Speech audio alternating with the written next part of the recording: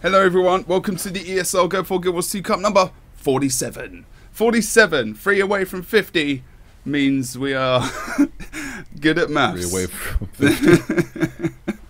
So that's but does it have any other meaning? Yeah, I mean, we've almost Interpret been doing... the numbers for us, Jebro. It's actually almost been a year since we started doing the Go4s, which is pretty crazy, really, if you think about it. We've had our first monthly final in December, which was November's. But we're still doing the weeklies, obviously, and looking forward to the next monthly. We've already had a few this month. Of course, if you do exclamation mark brackets, you can find out what the brackets are. Indeed, today we have orange logo, resonating light, Evris Pirates, who played last week, I do believe, rank 55 Dragons and Vermillion. So nice to see that Evris Pirates had made that transition from the AG straight into Go4, actually. Yeah, they just skipped the middle ground. They went all out instantaneously.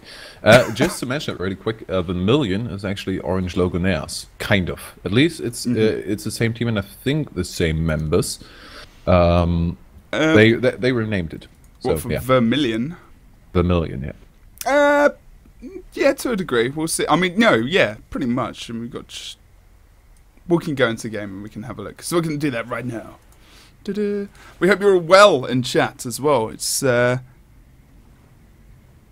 oh yeah, someone's just asking me about the map, but it's all good. I've not changed any of the settings, so it's fine. But we're going to go through the teams. Yeah, start going through the teams, and let's keep it brief, because I'm sure that both teams are eager to get started. Oh, a very, very important thing for today as well. For NA and EU, Vampiroon has been completely banned because there's still some issues with it. So rather than it's just being banned for Ellie's, even though it's been kind of fixed for Ellie's, we're just going to ban it straight out. So this is, input from players, input from us, and I think that's probably just the best way to do it. So we're actually going to see probably some more kills actually in the game. But first of all, I'm going to go through the red team.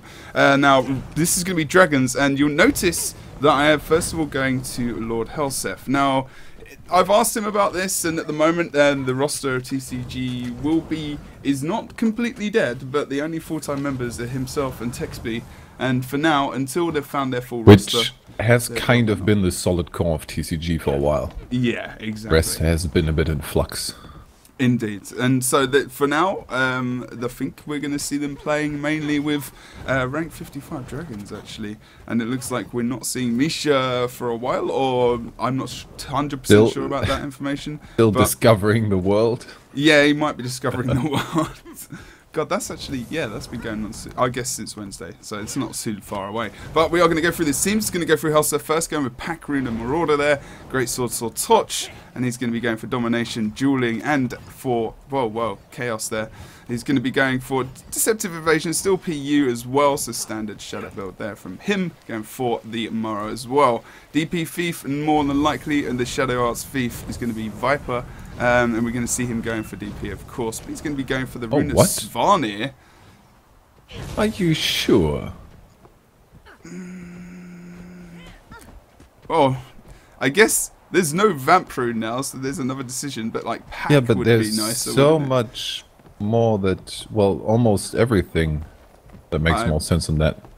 Yeah, he must be trolling for now. Anyway, he's going for let's see what he switches to. Sigil of Purity there to get the extra Condi removed as well as dodge, and the rest of the line there as well. We're going to have a look at Mancal Mage now. We saw him obviously very, very recently playing Dagger Elementalist very successfully, very tanky, very good player as well himself. Static build, normal build for Dagger Elementalist Fire Ellie there. Lepion more than likely going to be playing Shoutbow Warrior, still with the interesting mix-up of To The Limit, which is another shout, but is also, of course, hilly.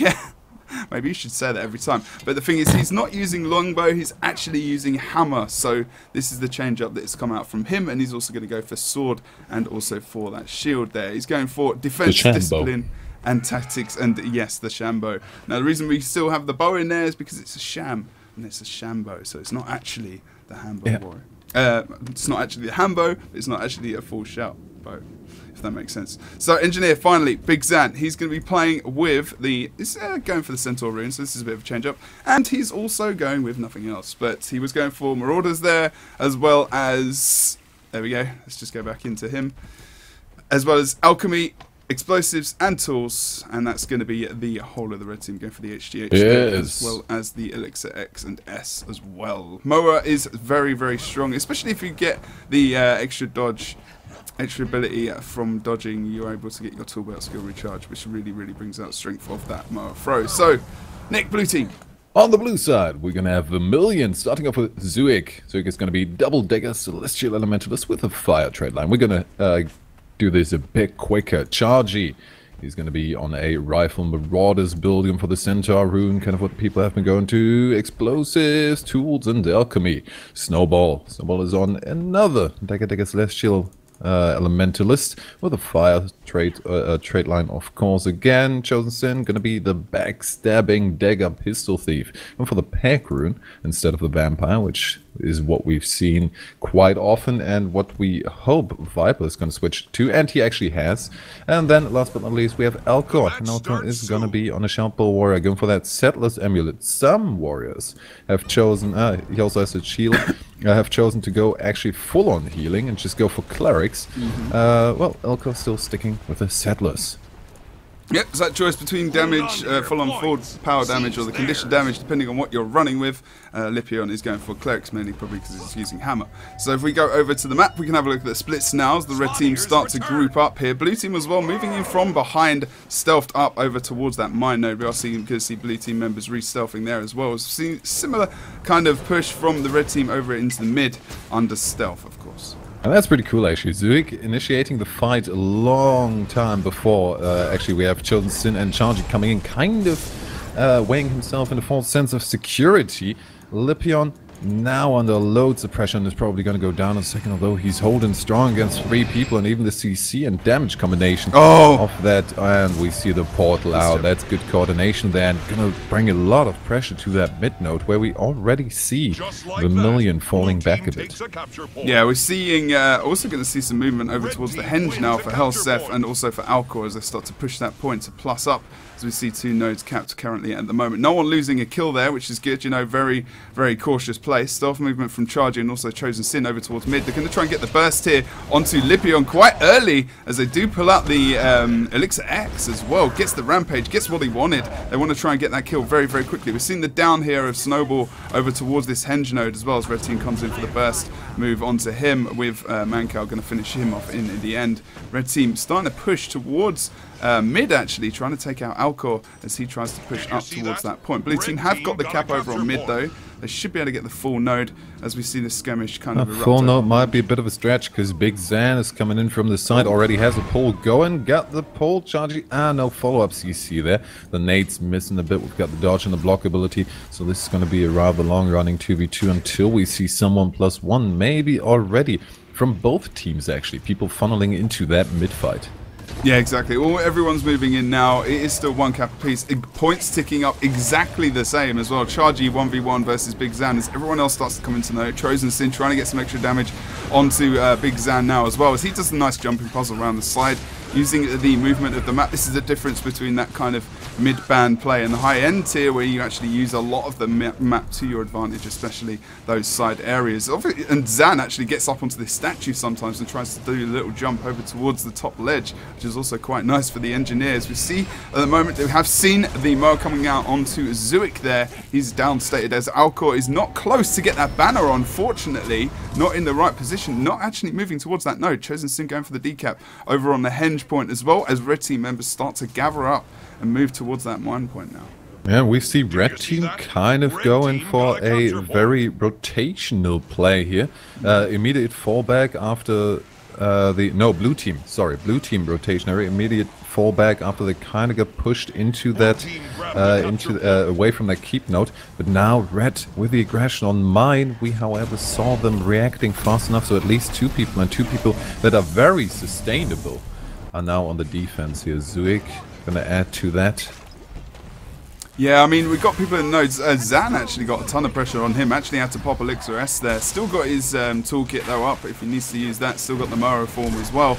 Needs to just be very careful as they come into this point. Viper getting quite low himself as he committed to that fight. Stealths out. Does re-engage though here. Tries to get some damage off onto the blue team, but they're so tanky, like exactly like you said now, with Snowball and Zuik on around that point. really they need to start thinking about moving back into the rest of the map. As Chargy currently 1v1 between him and Mancow, he's really just trying to keep him at bay. Going to jump into that rampage form as well to get a lot of HP for himself and survive that fight. Alcor coming in for support as well as Big Zan coming in now as well. We're going to watch Chosen Sin just coming in from behind to +1 up that fight in a 3v2 situation mid. Oh, and Vermillion over-rotating. They were kind of following people over to that henge. Now we actually have Big Zan even with the rampage getting chosen down immediately. So we have an over-rotation of the blue team in a 3v2, resulting in a success for Red. This is going to swap it all over because that portal also caught the blue team on mine a bit off guard. It's not too bad because at the moment Lipion is still not involved, so even though they're outnumbered on the map, they're not actually outnumbered in this fight. As soon as Lipion gets into the map, into the point, then it's going to be a bit of a problem. He's even starting to think about retreating here as we see members going back out. Alcor does go into the downstate here. Are we going to see Chosen Sin going for that res? He's going to bring down the Shadow Refuge, but I think it's going to be too much for him to go for that, and he's probably going to think about moving out himself. And I feel like Chargy hesitated a bit too much to maybe assist Alcor, or at least get a bit of the damage on there. He couldn't quite decide if he wanted to stick with that cap. Now just has to retreat. Good move. Maybe after the next respawn, go for that henge node again. Right now, they just have to somehow look out for their people and not let anyone else fall apart. Although the aggression apparently is the way to go. Chosen Sin already on Lipion. Zui coming in from the side, but we have Helseth there already, and that could be dangerous to maybe get a quick pick there.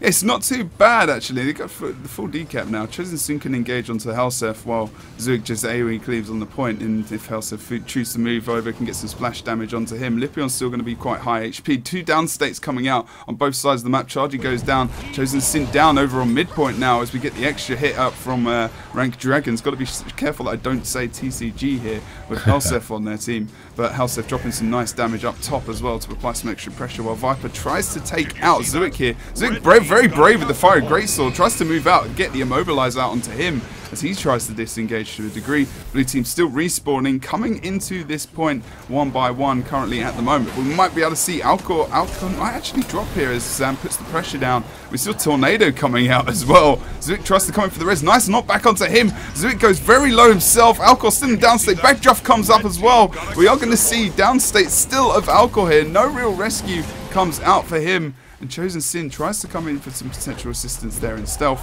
I have a feeling we're going to see a portal soon, or can they just chase? Oh, Chargy with the stealth. Oh, got the pull on Helseth. Didn't quite connect with the damage there. He made it out alive after all. And I wanted to say that in theory, we even have the possibility for Dragons here to fall back with a portal to mid and get a quick attack on mine, going at least a lot quicker than Blue could react, since they keep on funneling into that point. But the reason they have to keep on funneling in is because even though it's their home node, they're kind of losing this fight here. They need to be careful with the cap. That almost was decapped.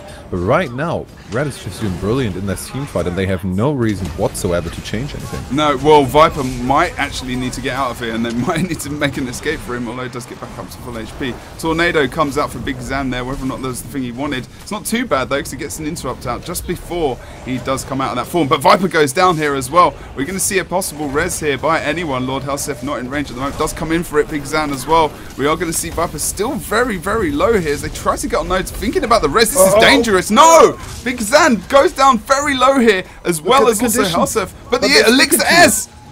Again!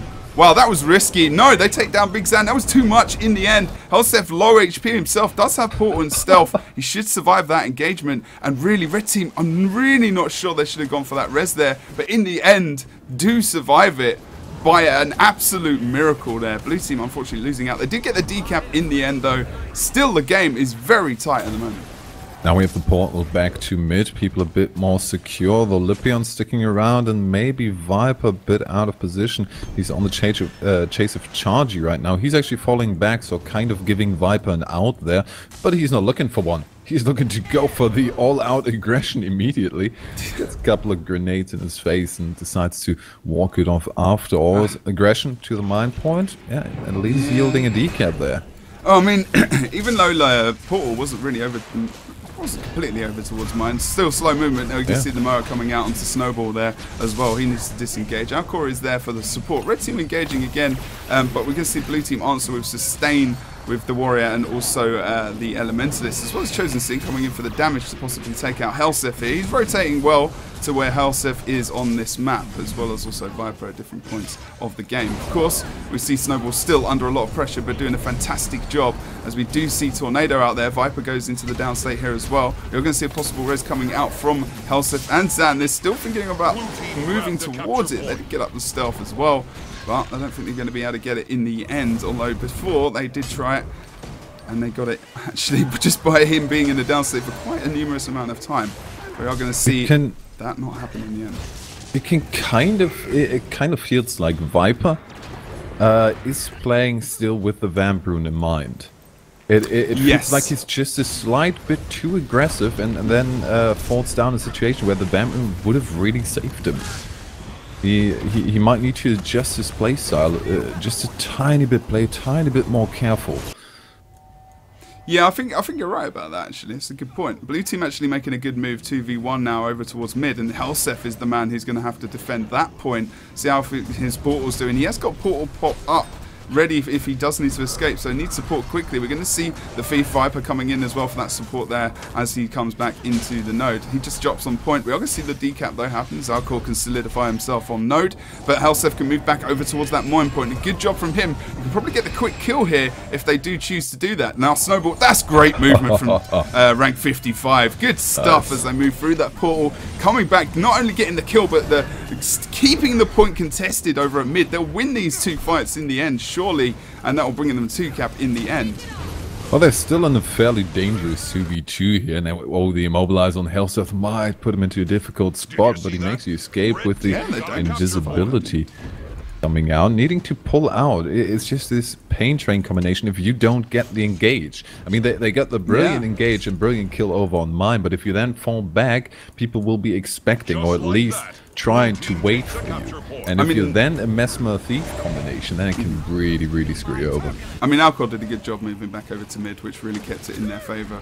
Then I did miss him, unfortunately, but we do see them still picking up the 1 cap. So it was a good move from TCG in the end, but I think, you know, that Alcor movement was pretty good as well, which kind of counteracted whatever they were trying to bring out. But still, we've got this re-engagement from blue over towards the midpoint as well. Zalcor, red team over towards mid. They get the decap as Helseth and Zan are trying to take out Alcor here. He's going to get some support from Chargy, but blue team not able to keep the map in their favour at all at the moment. Although saying that, we have seen Chosen Sin going for the decap over on that mine node. Should pick up the full cap, and blue team can survive this midpoint, which is all they're going to be doing in this skirmish at the moment.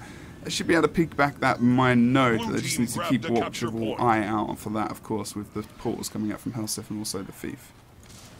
Question for the next couple of minutes is going to be who picks the smarter fight in the end. We actually have 2 people going after the close point, and Chosen Sin left as the only one to at least be some sort of defending force. I don't really think he wants to stay there. Should try and get out of it, just sacrifice the point, get the +1 in mid to make it to 3v1. That could be easily cleared if we don't see anyone following up fast enough, but he actually chooses to go for the dangerous 2v1 and Chargy's coming over towards mine as well. I think this is like I think you're right about that. I think Chosen really should have gone to mid there a lot quicker. He could have beaten Helseth to mid. They could have got the kill, especially on Zan. The setup is so good now. The setup is so good for red team because we have a 1v1 between the Thieves, and even if Viper doesn't, when we still have the portal fallback, only issue, Helseth would need to react extremely quickly and extremely perfectly in the right moment to salvage some kind of, to salvage anything in a 1v1 between 2 Thieves, because that is just over too quickly to really play a reactionary game there.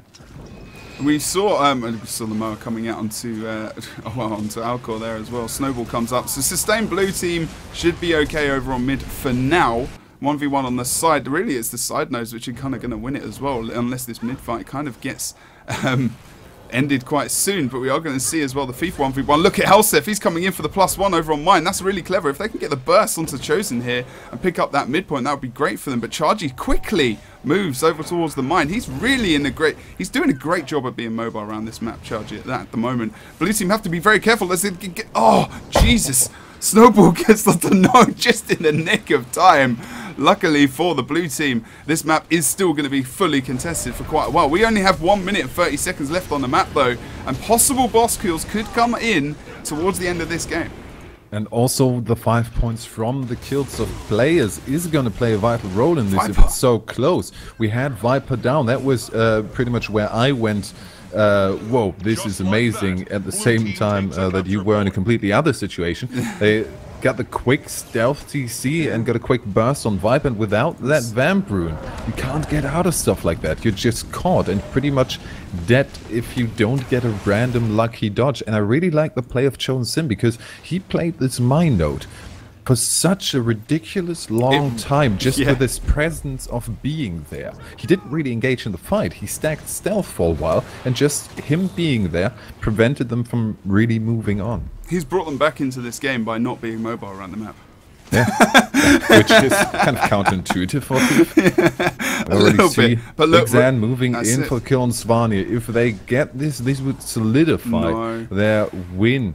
But Chosen Sin is in the vicinity, stealthing up already. The question, do they want to go for it? Viper trying to get the lucky hit on the stealth Chosen to maybe avoid him even. This is going to be the win here if they can. This is going to be the win for either team. We've only got 15 seconds left, dude. Then we've got the target onto Svanir. We get the points for rank 55, but still the cap comes in. Remember, there's another boss, but blue team are nowhere near to capping it. No one going for it.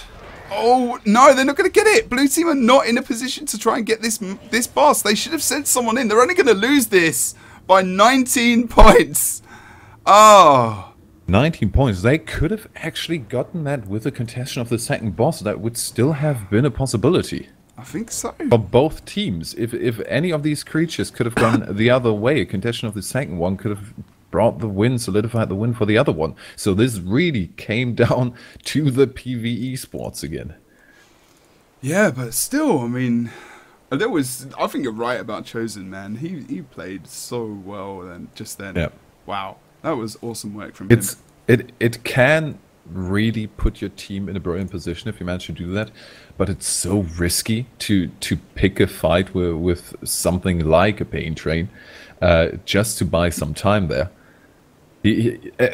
Just being caught off guard once and not having your cooldowns ready again for the escape would have meant immediate kill of him and then being able to +1 somewhere else and rolling over the map. So it was a dangerous move that paid off in the end. Sadly, it didn't pay off quite enough for them to get the win, but there's still the chance in the second map, and we saw this game being close enough that I'm not comfortable picking a winner here at any time. Yeah, no, same. I mean, I can't really stress enough how important that Chosen Sin was, like Nick just said. But also the fact that, Helsef came over to +1 and they still didn't get that done. And Chargy coming in, like his movement also backing up Chosen in that fight so that he could be on point. That was so important. But in the end, it was that last hit on the boss. I mean, it could have really gone anyway, and that's why I love that kind of boss finish, like I do with the Lords, kind of to a degree as well. On this map, I like those kind of mechanics, those secondary mechanics which do come in, which was great. And of course, hello if you're joining us for the ESL Go4GW2 Cup. We just saw Vermillion versus rank 55 Dragons, rank 55 taking that first game, but we're going to be into Fofire next. But very, very close. We had a clock timer. We didn't go to 500 points. So we're just going to go back into game and see what's been changed up, if anything has been changed up at all. Red team's still waiting for Member to come back in there. Lipio, I'm wondering whether or not he's going to change anything up. Don't know if he will, to be honest. Let's have a look at Helsef. Not playing Condi, Mesmer, then. Yeah, we saw it earlier in the chat there. He was, I want to play Condi. Oh god, I don't think it works. I just don't think it's very. I mean, now it depends who's the shot caller, on the team as well. Because me and Kalaris were talking about, you were there as well, and I think that was one of the things that talking about Helsef. Like, okay, it might be a good build, but like depending on your role in your team as well. Like, especially if you're a shot caller and the guy who's like mainly pushing forward and being quite offensive. You're not able to get that full burst out with the pain train team, and it becomes almost something else. Not really the pain. It's the dot pain kind of dot pain train. The slow agony. Yes. The torment train. Yeah, torment train. Oh god.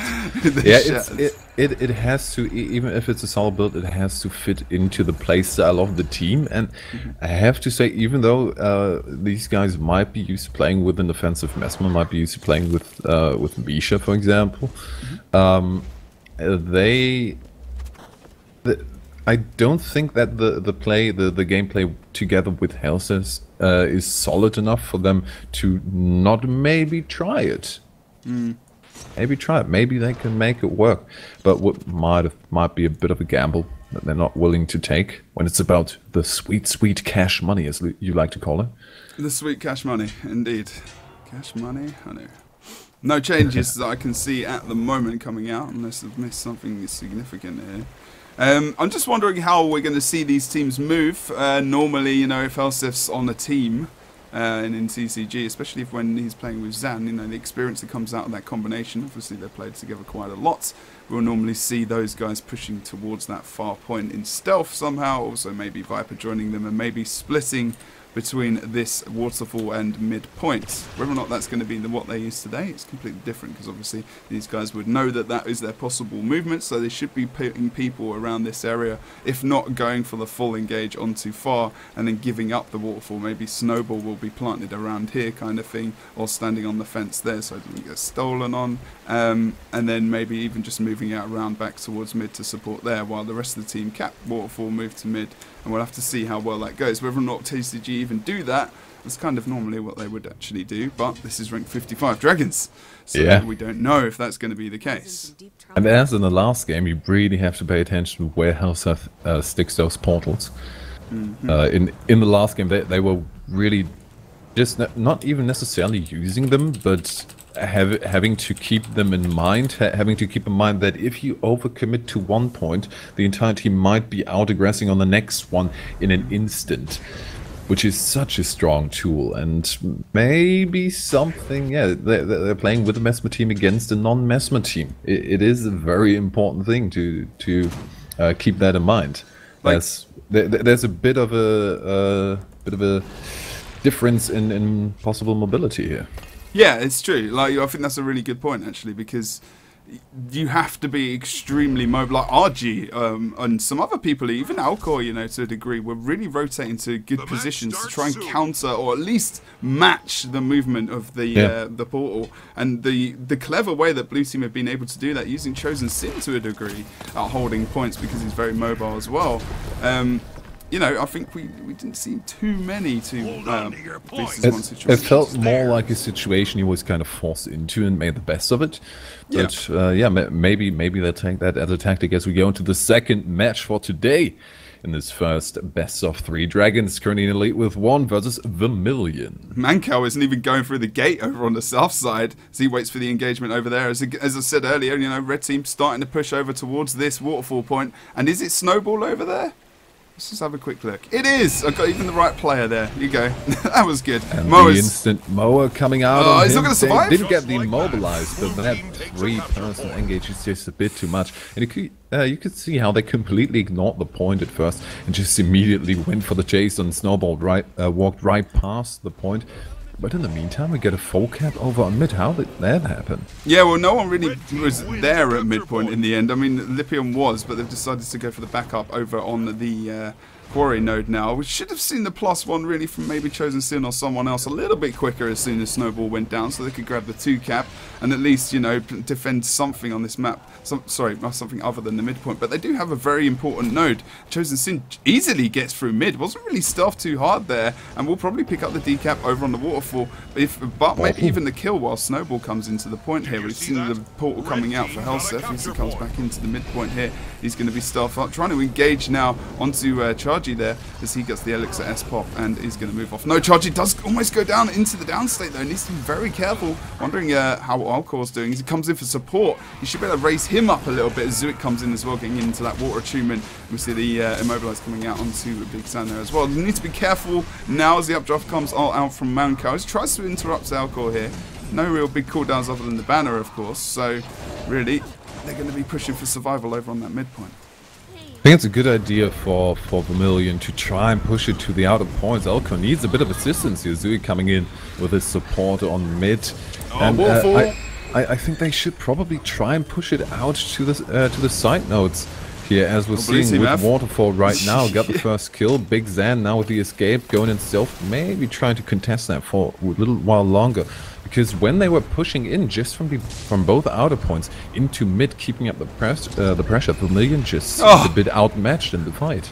Zan is such a beast on this point. Gets immobilized though in an awkward position, but that damage, of course, not a lot coming out onto him, but does get the Moa spawn onto those players there. He will surely die in the end. Gets the Elixir S as he gets down to low HP, and probably, oh no, gets his heal up. A nice little hit from Chosen Sim brings him into down state. Blue team are 1v2 as well over on Quarries. Viper goes into Shadow Refuge, Mancal now as well, and we need the plus up of Chargy coming in the perfect time as he just runs into the point with Rampage, and really that's the best thing you want to come into this point. Gets the interrupt down onto Mancal. Mancal starts to drop quite heavily here. It goes into water to try and regenerate, but the damage, real pressure is on him there. They don't push him completely out. They want to get the cap there and actually get some points on the node as well, but we need to be careful as they do start to move towards mid, the red team now, for that possible engage onto Chosen Sin. Get the kill on him. 2-1 versus Chargy in the end is what they want to do, probably. A nice knockback. Oh, Hellset brings back Zan as well through over to mid. We're going to see the AoE Moa coming out as well.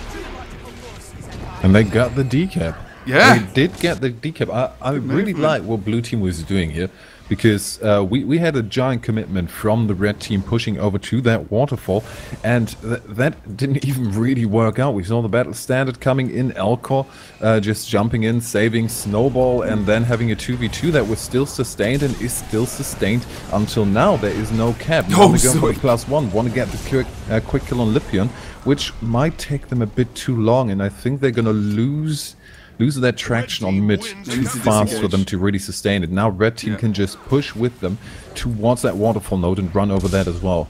Yeah, I mean, no, but Chosen Sin, he's going to go for the 1 as well, +1 on that point. We are going to see the outnumbered fight here over on the waterfall, as it's a big team fight, and we see one member out as one person from each team holds mid and also quarry. And we are going to see Chosen Sin coming in stealth now. Wants to try and pick up Viper on the side maybe, as we see also Snowball. Well, I think we're doing okay with blue team. They've got some sustain here. But Charger does pull out the Elixir S, which gives even more time for people to re-engage into the map. Now this is a good rotation. Alcor moves into the waterfall now, and we see both Ellie's holding these side nodes. Now let's have a look at Alcor's. Oh god, Chosen Sin drops really low here as Viper gets the re-engage to him, but Alcor tries to engage to counter that and actually bring out some shouts to heal him up. It's still very even on this side, but we've got less cooldowns probably for blue teams. Chargy starts to drop as well, and there's not real focus on one single target. It's just the kind of 1v1s and 2v2s around this point. Many skirmishes as Chosen Sin goes down here. Well, they're trying to go for the AoE damage, but the two people are enough to bring Chosen back up. He just now needs to be careful to not get re-engaged upon immediately. Some random hits. Oh, actually got the panic strike proc there on Chosen Sin. Immediate re-engage, and they're trying to get each other down in this slight side fight. We have the assistance from Zui coming in, who didn't really leave any support. Needs to be careful because now the back node is completely open. Well, everyone's pushing though. Everyone's pushing into this point. There's no one left. In fact, actually, Mancal's just started to move into mid, but he knows Zuik's there, so there's no point in moving over towards that quarry node. I mean, we've still got the portal coming out from Helseth as well. I'm not sure where he opened that. Chosen Sin goes down. He's got to be careful as everyone goes in for the rest. There's quite a lot of people going in for that. Snowball doesn't go down too low. Chosen Sin still quite low HP here. Zuik moving back still over towards the midpoint, watching that node. But really, and they're still on it. They're still on it. Snowball is in the res, and we actually saw the tornado paying off for a bit because they Big Zan managed to knock them back and stop the damage and Chosen Sin a bit. But now it would have just been too much of a risk, and they just tried to go for the countdown. Helseth goes down! Even with their outnumbered, dude. Shadow Refuge, easy res, surely. They try and bring out the cleave. Again, knocking him. Look at this HP. Look at this. It was literally at 98% for such a long time. But he's still in stealth there. They're going to be able to res him up here. But Viper goes down as well. This is an amazing comeback from blue team in an outnumbered situation. And it's a dual self-res. Oh we have my Big Zan coming in from the side. Does Chargy have enough of an eye on that? That's going to be too much. The poison already on there. Viper and Helseth now just letting themselves die. And that's a 2 down, which is hard to come back from. Big Zan is going to be the follow-up. Lipion, the only one left in the 4v1. They need to push not going to now. have much of a laugh now. They need to be quick. They can't leave too much of an emphasis on that waterfall node. Oh, and Lipion is actually helping them. Lipion could have been such an annoyance on that waterfall point and really forcing them into trying to commit to that. If they were had pulled off to mid-fight sooner, they would have had a Lipion on there who could sustain the 1v2, the 2v1 for quite a while. But now with him moving into mid, they could push freely and just keep the pressure on him. I mean, the one thing that's very important, we're going to see a stealth res possibly here as well. Like, there's a lot of pressure coming onto that body. Lipion gets back up to about 80% HP, does get res in the end, and the reason it's so important for him to survive, if he didn't have banner, I would have agreed with you there, but he's got banner, so he's going to be so vital to the next team fight engagement, and Alcor is about to go down here as well, so if they can really snowball this fight into their favour, I mean, Lipion's got the extra survivability there. We see Chargy going downstate. Alcor is very low himself, gets supported by Zuik here. Can he pull out the banner for Chargy? Doesn't need to, as Chargy gets res here, but Alcor goes down himself. Also brings out the Blurred Frenzy onto his body. Are we going to see a res here from Chosen? No. Is he going to be able to bring anything out? It's too much in the end. Oh my good lord. They still got the side nodes though, and they really have had the lead for quite a long time. But Chargy goes into downstate as well. Ellie start to go to the side points to make sure those are going to be sustained, and they really need to hold this map. Really a lot of committal to mid, and they need to be careful. Do we think they're going to go for a Lord Rush? Not right now. This is good damage control, right? But in the end, this is good damage control. We saw Chargy being picked back up, and it took them long enough for the respawn to come back in. If they give up the cap on the quarry and maybe also the kill on Zuik, they're going to get decapped. He chose to give it up. Oh, what? Yeah, because we saw the movement of Red Team trying to push over towards the waterfall. That's Mancow. But he was in a 1v3 situation, I believe. Lipion down at mid keeps the points sustained. Maybe Mancow is just trying to keep two people busy, while Zuik obviously downstated over towards that quarry point. Blue Team still with the advantage, and with the push able to go for Lord in 15 points. Whether or not they choose to do that in the end is another thing. Chargy comes in. We're going to see the banner coming out from Alcor, no doubt, there as well. And we are going to see the pickup of the team member there towards that midpoint. Did he? Wait, where did Zuik die? Oh no, Zuik died all the way over there. Never mind. We have someone there. Big Zan has an eye on that quarry. And now the question is Vermillion gonna find any breathing time to really go for a Lord Rush there? They get Helseth down though. This is great for them. Only for time. Should be okay to get him back up here. Unfortunately, the cleave doesn't come in at the right time with the stealth coming out as well. Chargy drops quite low here himself. Needs to be careful and disengage very... No! Oh, Elixir Esper still had burning on him. Are we going to see the res coming out? We've got no banner on the side of Alcor. He's very, very low, Chargy. He's not going to be res here. I don't think that's going to happen. Snowball goes into downstate as well. This is big for the blue team. But every time we've seen significant wipes, they've been able to hold the map. So I'm not confident the ranked 55 Dragons are going to be able to get something out of this. And to the point where Chosen Sin actually starts to take down the door as they realise they might lose control of this game.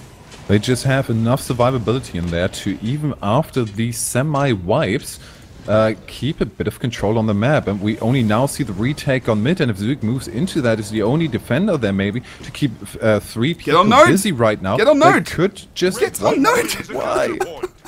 There's 5 people on point. There's 4 people on node for red team. That's dangerous. But Chosen Sin's going to go for the engage on Lord. Oh, wow. What? Okay. He's just going to take the... Manco? He's prepping. He's just prepping at the moment. They need to be quick. They need to keep this waterfall. Well, he's pulling the Elementalists. Look at this movement from blue team. They've pulled already 1 member in. They've got a couple of mobs down. The Elementalists are going in. But we're not seeing any push from the red team to come and defend. Definitely going to keep 2 people on the point, I feel. I don't think they're going to... It's going to be Alcor and... Alcor and Chargy who are going to stick here. No, right now only Alcor. And we're going to see a decap of the waterfall. So this is an all-or-nothing Lord Rush. Let's get a target up on that. Oh, I can't if I move out of the Spectre. There we go. Nice one. No damage thus far. We see actually a pretty solid defense after all, considering how slow the reaction was. But them just grouping up, they're going to get good support, but are open to the cleave as well. Chosen Sin needs to be careful if he goes down. A lot of that potential damage is going to be wasted. And right now, they're so busy just trying to survive that there's no damage on the Lord whatsoever. Snowball with the down. Zuik was only in vapor form, down now as well, and this is a failed Lord Rush. Yeah, complete fail Lord Rush. I mean, pushing with the 2, that was... That was really scrappy. I mean, blue team, I can see what they were doing though. They were just trying to defeat the momentum of TCG to a degree. Alcor has really still saved the game and might even pick up the cap on the quarry here. He does in the end, which really saves them. Chargie's going in again. Oh my good lord, really? Does he just no? Surely not. He's just bothering at the moment with Helseth there. This is good. This is good. Keep Chargy in the base. Keep him as a threat to the Lord. Keep Helseth off of that. He might actually win that 1v1 if he gets a good good chain CC maybe going. And then he will, well, have one threat off the map. Maybe just carry it over to enough points either way, or get a good setup for the next Lord Rush. And they're going to go in again. Are they going to stealth? I want to see them stealth now. And then maybe let them think a bit. Now they're moving in. They're moving in, and red team is not reacting. What? And yeah, Alcor charged, which brought him out of stealth, so they knew exactly where they were standing, although it's kind of obvious where they were going anyway. This is a last-ditch effort now, because Snowball's dead as well, and I don't think they're going to get this. Red team are moving back in. They've got the portal. Helseth was already ready for the re-engage on Lord. That was obvious. Oh, we have them. We have the mower though for the AoE mower. Maybe it's gonna half HP already. Damage is coming out, but again we have the AoE damage coming out. This is looking like a good defense again. Sadly, even with the red team still having 2 people on the map and controlling that double cap, this is just a brilliant defense from them and just a bit of AoE damage in that mob of trying to cleave down the Lord. Is too much for them to handle. They can't sustain against that, and they have no other option right now. So Zuik is trying to go for the last-ditch effort damage on the Lord. Go for the map. They're not that far away from losing. They just need to hold the map. With 1 minute 30 seconds, they just needed to hold the map, get the decaps around the map, and then re-engage the Lord when there's a respawn. But it might be too long. Like, I'm still not sure why they went for the Lord. I know they were panicking because they were against, you know, rank 55 dragons, but themselves, they were doing such a good job at holding the map, even when there were 1 or 2 men down, that I actually believe they could have held this, and they could have won the game, not even by going for the Lord. I think they could have. I think they maybe would have been a bit of a better move to just hold the Lord over as a threat. Yeah. And the problem was that the first Lord wasn't even something even slightly surprising. We saw that in the second attempt it went a lot better, just even because they stealthed right in front of the face of Helseth. They couldn't be entirely sure if they moved back into the map or go for the Lord, even though it's going to be revealed in a couple of seconds there. But just a little bit of a surprise factor in there could have brought them so much if they had that in the first attempt. Just go for the refuge, go in that way, and not have the thief first prepare it, give them all the alert. Careful, the other team is attacking your Lord. Them already having an eye on that, spotting where the members is, keeping the counting in mind. Which is a bit too much. The defense was good. The defense was solid and brought all the DDs down really quickly. And Helseth as well had a portal in a place where they just didn't see it. So, you know, he brought back members to defend that. He put that portal on the north side of Keep. I'm pretty sure that was the exit portal. I did see people coming through. Could be wrong. But, you know, I mean, they didn't see that. So, you know, anything they went for then was immediately going to fail. They haven't got the immense burst there. So to kill him, to kill the Lord before those guys come back. And when you're going against a Mesmer and they've got their mobility, like almost Lord Rush sometimes isn't even really a massive option because they can get that mobility back to defend so well. And that's what they did. And I always fear Lord Rushes against Helseth's team sometimes, if Helseth's on the team, because sometimes I just think, that defense is going to come through, and I really felt that they could have held the map. But lessons may have been learnt today in that first. I like that the defensive, the Lord defense portal has become a thing now. Yeah, that's beautiful. I remember, I think 2 or 3 Go4s ago, I said when there was a Lord Rush, and they went for the counter instead of the defense. I said that I would have loved to see them just going for the defensive portal to have that threat completely alleviated and gain control back on the map. And now it's coming out more and more. People just positioning that portal in their own base to be ready for when the rush comes. And it's even more potent if the other team doesn't even have a portal. This is very true. I mean, what we're going to do now is we might... I'm not sure if the first quarter-final game has been played yet, because we're still back in the quarters actually at the moment, and we've just streamed a semi-final game. So what we might do is we might stream the first semi-final, the other semi-final, which is going on in the top bracket, which is going to be Orange Logo versus Resonating Light or Evris Pirates. I'm not sure if that's finished yet. We might do the top semi, and then we'll obviously go to the final. But if you just joined us for the ESL Go4GW2 Cup, it is the week 47. I'm Jebro, this is Granite Gamer. We're going to be back after these short messages, which might not be short. Hello and welcome back to the ESL Go4GW2 Cup number 47. And we're going to go to the other semi-final. We have played the first one with rank 55 Dragons going through versus Vermillion, who are Orange Logo Nares members playing in that team. Sept playing in rank 55 Dragons as well, and now we have Orange Logo versus Evris Pirates. Nice. Yes, and Evris Pirates was already complaining that we only stream them when they go up against TCG, Dragons or Orange. Apologies about that, but I believe in you guys. You can do it. This is what happens when you get to the semi-finals of the Go4. Yeah, this is what happens, man. You go up against the top of the world here. And this is what you have to go through as well. Like, you know, this is what you have to go through in the Go4. Is Everest banned? No, Everest is not banned. Sorry. Did you ban people again? No, I don't think so. Let's just double check. You're an evil Jebro. No. Yes, you are. Everyone else managed to get in, so and he's definitely not banned. I've only banned one person for now. But yeah, we are just waiting for members to get into the game, but we are going to drop into the map and just see what the crack is, indeed. Also, I just wanted to say very quickly as well for the couple of casters who filled in for me the last couple of weeks for Go4, so Storm and also Cmash, I believe. Thank you very much. I think Nerd Kitten tries to get in there as well, but I don't think she had a couple of problems with net connection. But thank you anyway. I mean, it's very much appreciated. Yeah, to just re-emphasize the story, when Nerd Kitten came in as the saving grace for me not having to solo cast, her cat chewed through her Ethernet cable, which is just a hilarious thought. Maybe, yeah. I mean, you gotta cage that kitten when you stream. That's just what you gotta do. And apparently, it was not the first time that has happened. Oh Jesus! Oh, I love my it. dogs. My door is closed because I have like 4 or 5 dogs in my house, so that's not gonna happen. No way, Jose. Little buggers. Anyway, right.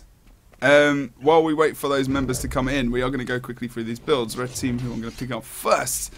We all know that Rom is currently away. He's in Japan at the moment. I believe he's going to try and stream from there at some point, so that might be interesting. So keep a watch out from his channel. Otherwise, we have got Syndra here first up playing DP. Packrune Thief with the Shadow Arts more than likely as well. Frostball going to be playing Dueling, Domination and Chaos there, so no doubt it's exactly the same with PU, of course, and going with the Signet of Humility, with the Moa. Call it Signet anyway.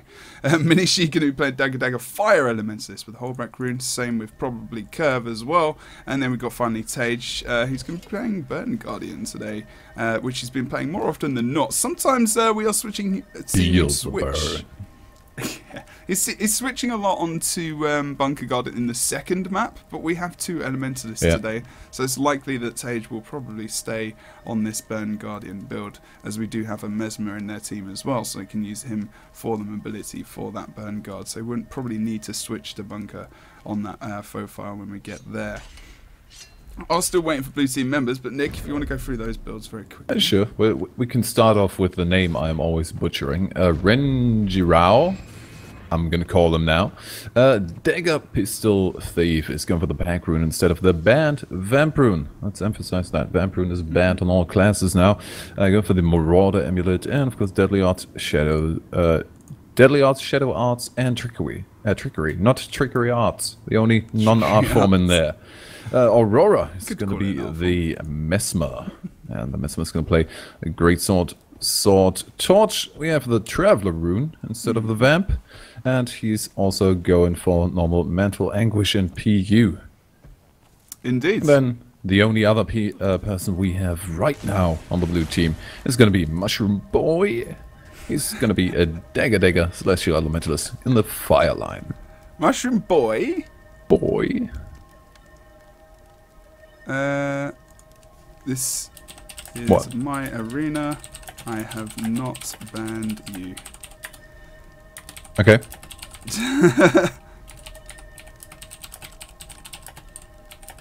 Yeah, we're having problems trying to get a couple of the members into the map at the moment. A couple of members? Yeah, well, Anti-Bada-Boom is here. Oh, okay, right. Okay, let me just go back into the cams for a second and see if we can find out why this is an issue. But hey ho. But yes, otherwise, we're looking pretty good at the moment. Pretty good today. Yeah. Oh, no, maybe he was. If that's his name. Oh, God, he may have been. Why was bad that? Person? Oh my God! I didn't even scroll to the bottom. Such a scrub. Oh well. Welcome back. Jebro's here. Okay, you're good now. There's someone else I banned, and it's a very similar account name, so I got a little bit confused there. It's not anything to do with his normal name. I didn't see it because it's very greyed out. Anyway. You can enter now, because I'm not a scrub anymore. Anyway, it's great to see you guys, everyone in the chat. Have you missed me and Nick casting together? It's actually been a little bit of time, like 2 or 3 weeks. So we're back together. It's been a while. We thought we could do it on Thursday, but that didn't happen, sadly. No, indeed. But now we're back again, and back again is also Anti-Bada-Boom, and now Evris made it into the arena after Jebro went over his being a scrub and all. We have Anti-Bada-Boom on a Sept Shoutbow Warrior, and then Evris, last but not least, finally in here, is on the counterpart of Tage. He's on a burning warrior? No, burning guardian, not a warrior, guardian. I'm sure it's a thing. But it's not a thing at the moment. Yeah. Don't think it's really going to be a thing. Yeah, I don't think so. I think, there's already this kind of thing where probably Evris Pirates are a little bit daunted by the fact that they're playing versus oRNG Logo, but I don't think they have every right to be confident as well, because they're still they've made the move to the, I guess, the premier end of Guild Wars 2 sPVP in the EU. So they really need to. You've really got to go into these games with the idea that we're going to win, whether or not you actually. But do you know what I mean? If that makes sense, then you need to have that real confidence there to make sure you can bring out your best performance in the game. Yes, it's very daunting going up against members that have won the WTS, and also very, very capable, awesome players as well. But still, you need to try and push that confidence forward. You're here for a reason. You are a good team and good players, so you have every right to see if you can push through to that final place. They've got a good setup here. They've got Mesmer Thief, they've got an Elementalist, they've got a Shoutbow Warrior, and they've also got a Fireburn Guardian. So they've got a good team comp. They know. I've watched them in the AGs as well, and I kind of watched them a bit last week. Was that last Go4 they were in, or was it before? Okay. No, last one. So they are very definitely capable of doing this, and if you've watched them Evris Pirates before, then you know that as well. It will be a tough game for them for sure, but I do think they can put in pretty good performance here. oRNG Logo have been playing pretty well recently as well, of course. Different various members coming back in. We still to note as well that Freylina and also Rom are not in this team today. We haven't seen Frey for a while, seen him in game, but not playing in these tournaments currently at the moment. Not sure what the crack is with that, but we'll have to wait and see in the future. We do have just chilling in Japan. In almost 1 month, Nick. What? We have the launch of Heart of Thorns. Oh damn! That is hectic. Get ready. I kind of look at it with mixed feelings, because I'm really happy that it's coming out, and we're gonna have leaks and all of that nice stuff. I'm not really happy about the time I will have to invest learning all the new classes. That's not what you mean. It's exhausting. Okay, just to note, Frostball is very friendly and thankfully mentioned that he has changed his build and he's gone to Illusions, which we've seen a couple of people using. We saw Misha change to this and Frostball recently, and going for the Pledge, so the Condi removal that's involved in that, and also those recharge increased when he's in stealth. The Shatter skills bringing out some Condi there with the Torment, and then also going for Ineptitude as well. So some nice extra changes coming out from this. Really brings out the nice extra shadow pressure. As you can see, reduced recharge on illusion summoning skills, so you get your kinds and illusions up quicker, and the confusion you inflict lasts longer. And reduces that rate on the shadow skills, which is very nice indeed. And just to beat the chat to the punch, well, I haven't learned the current classes, so why should I bother with a new one? Haha, but now we're gonna go into the game, into the second semi-final for today. On the red side we have Orange Logo, and on the blue side it is Evris Pirates. I think Nick's lying, but I'm pretty sure he is. But anyway, as we go into the map here, we see Anti going up to mid. He's going to be facing off against the red team Elementalists here. Mini Sheet in the first instance. 2 members going to be stealthed up as well. Blue team have gone for that movement over towards that mine node as well, with a fast engage of Evris there. But red team still picking up the node, even versus 1 versus 3 there. We do have double portal over on this point, as we see portal comes out. Curve does go down in the end, so good job from Evris. But Mini Sheet, oh wow, oh wow. But no one can help it right now. Oh, the portal is open. Everyone is so busy chasing down Anti-Bada-Boom. And I just want to mention, that first dodge of Curve was so pretty. It was so pretty. He dodged so much of the first burst, which was kind of not really that intentional, because he dodged the first cluster bomb of Renji Rao, dodged the first cluster bomb, and with that dodged all of the first burst. So maybe a bit of a miscommunication there, but definitely nicely done. Awesome. Frostball knocks them out of the Shadow Refuge, which was going to save Anti-Bada-Boom, but it didn't in the end. A nice movement there from Evris as he pulls out the breath, which does take off some conditions and does a little bit of damage pressure towards Frostball there. You see blue team members start to disembark from this fight. Hey, your train has arrived. But, you know, over towards the midpoint as well. Actually, Evris have already done quite a nice job of trying to survive here. They need to be careful that they don't lose this fight over towards the mine with Anti-Bada-Boom and also Evris here. Evris puts the pressure onto Frostball there. Evris goes into position to not get stolen. A little bit of line of sight there, just on the bottom point there.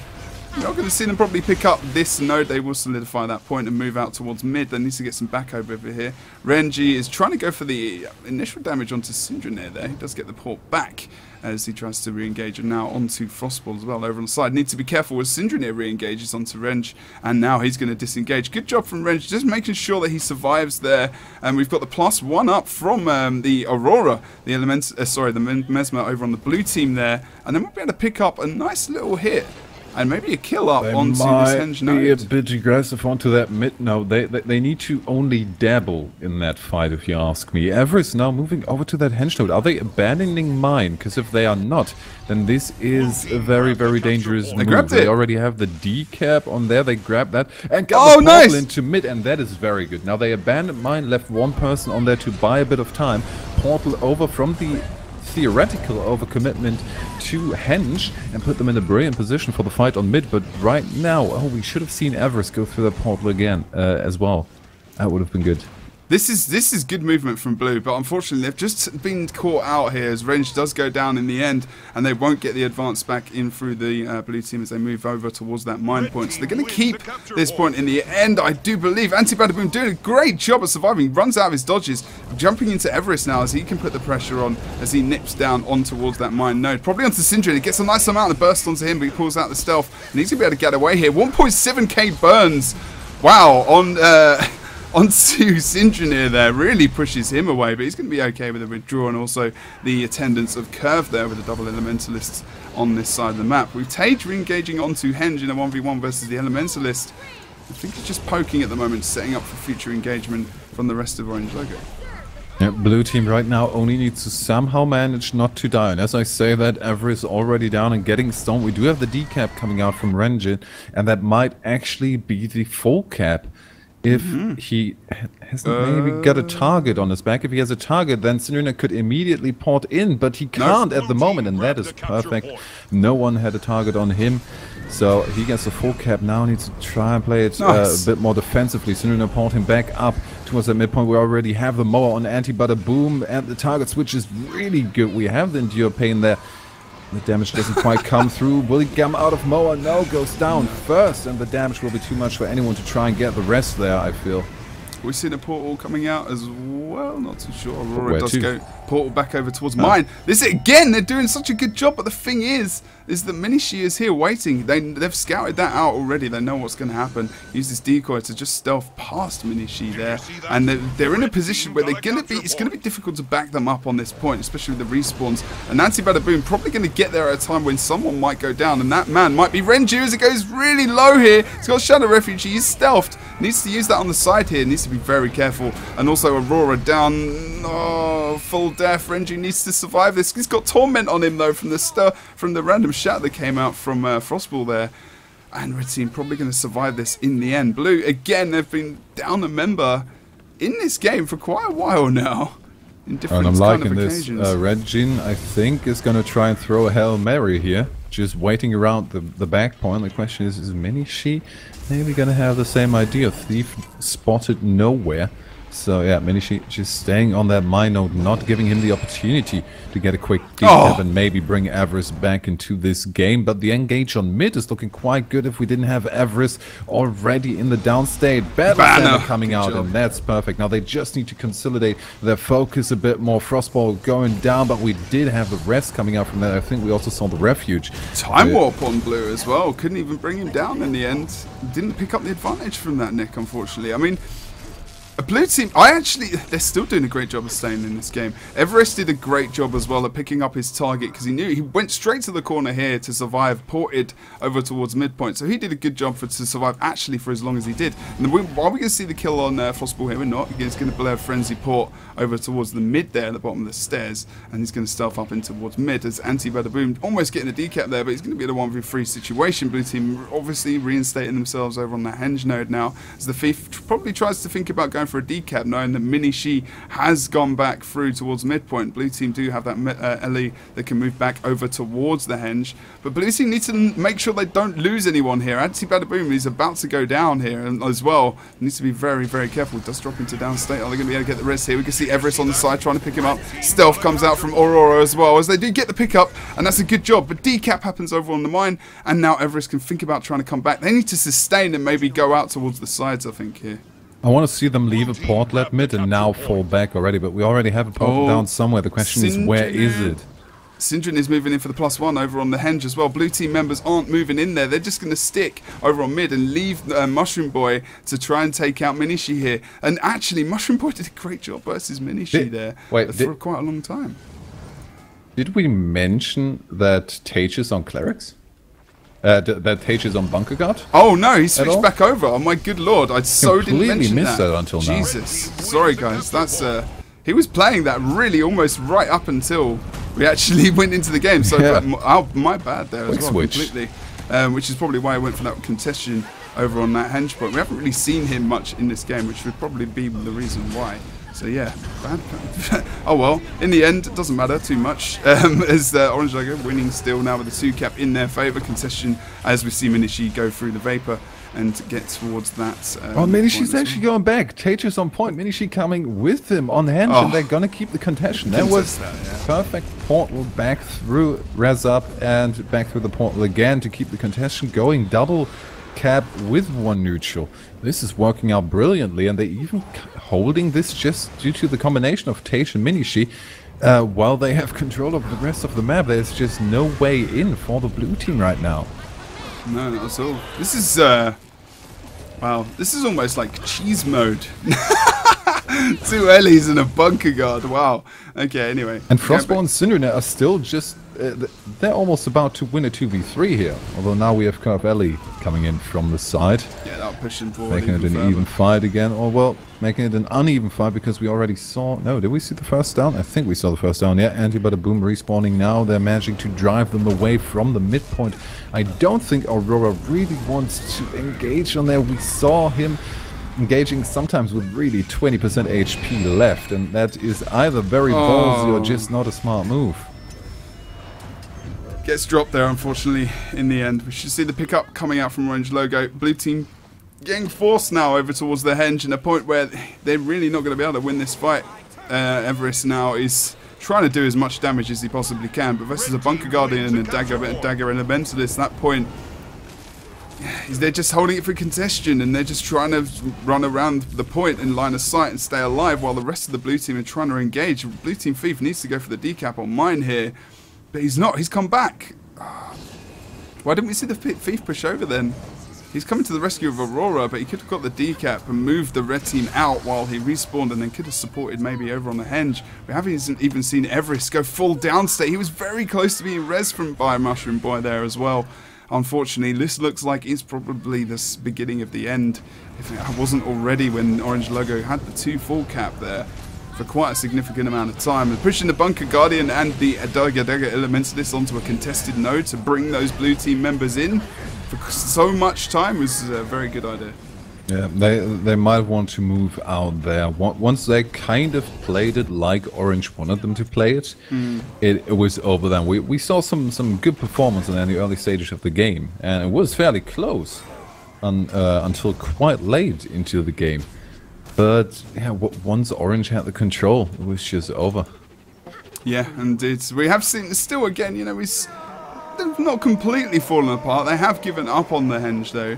And obviously, we have seen the extra boss kill coming out, and we will see the points tick over to 500 as the first game goes over to Orange Logo versus Evris Pirates. See if they can do something about that in the second game. And this experience actually is pretty invaluable at the moment for Evris Pirates.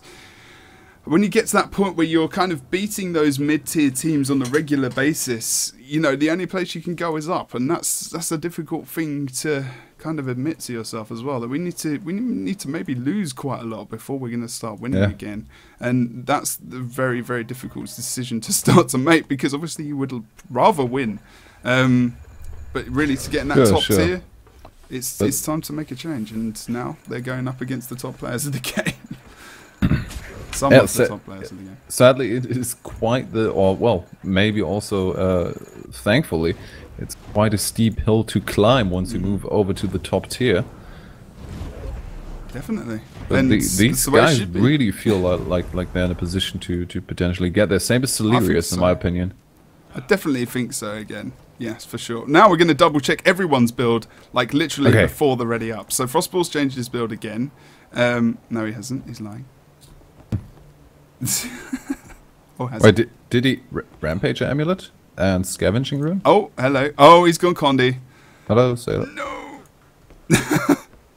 Why are you doing this? Sage got to Burnguard. No, he hasn't. Wow. Maybe they're feeling quite confident at the moment. I mean, with more Condi with the Torment as well, which actually caught the FIFA a couple of times. But he's going for, like Nick said, Rampager with Nightmare. Wow. Oh, Nightmare now. Wow. It's esports, please. Frostball. Oh my god. This is amazing. Okay, let's go through this. Great Sword going for a Sigil of Fire and Air, still on the Great Sword burst set, of course. Then Sigil of Geomancy and Doom over on the Sword Torch with Rampager, as I said, and also Nightmare there. Going for Illusions, he's going to be going for the Pledge, of course. He's kept this line the same as before. Still going for Deceptive Evasion, Blind Anticipation and Decoy, of course. Mental Anguish, Shattered Concentration, and also Confounded Suggestion. So everything stays the same mainly in this build, but what has changed up is the Rune and the Amulet, of course, there as well as a couple of sigils. So this is going to be very interesting to see as well, as we've seen this a couple of times recently. Tage playing on Bunker Guardian, going for the 2 intelligence sigils there, of course, on both weapon sets as per. And leaves. Are we going to see the Burn Guardian join? No. He just likes to leave. Evris is going to go over to Bunker Guardian now, so we've got a bit more tankiness on that side of things. Anti-Badaboom, he's going to be playing Shoutbow, probably still with Settlers. We're going to see Orange going to be playing with the DP Pack Marauder set there. We're going for the Shadow Arts Thief, very survivable. If you're new to, and which maybe I need to kind of mention quite a few times, we talked about this, Nick, the other day, and we haven't done it yet, is the fact that maybe you are a new player coming into Guild Wars 2, and you've just logged into Twitch for the first time, and you're thinking, guys, what the hell is going on? I'll tell you what's going on. This is the ESL Go4 Guild Wars 2 Cup, number 47. This is a competitive sPVP tournament, the highest tier of Guild Wars 2. And yeah, at the moment we're in the semi-final between these two teams. Evris Pirates just nipping into the top tier here and fighting oRNG Logo with some very, very significant members who have won the highest tournament in our game, of course, as well. So they've got a bit of a battle ahead of them. But basically, we're in this second game in the semi-final. oRNG Logo, if they win this game, could head into the final already. This is Legacy of the Foe Fire with a Lord mechanic of 150 points if you pick up the Lord, spawning in the bottom and the top of the map. You have a gate to get through, much like in World v World. Otherwise, the rest of the map is still Conquest, where you have to cap the points to get maps points on the board. And we're going to go through these splits. Or kill people. Or kill people. Also brings 5 points. Oh, it does indeed. And now, let's have a look at the splits as we go into the second match here. Evris moving into mid, but very hesitant there. Looking who's going to match him. Is he thinking there's going to be just a Guardian bashing? And by the looks of it, is it going to be the restyles on the side? No, they go moving Lord? straight through. They actually want to go. They are going They're going full Lord. Okay. Blue team are being so cautious. Lord.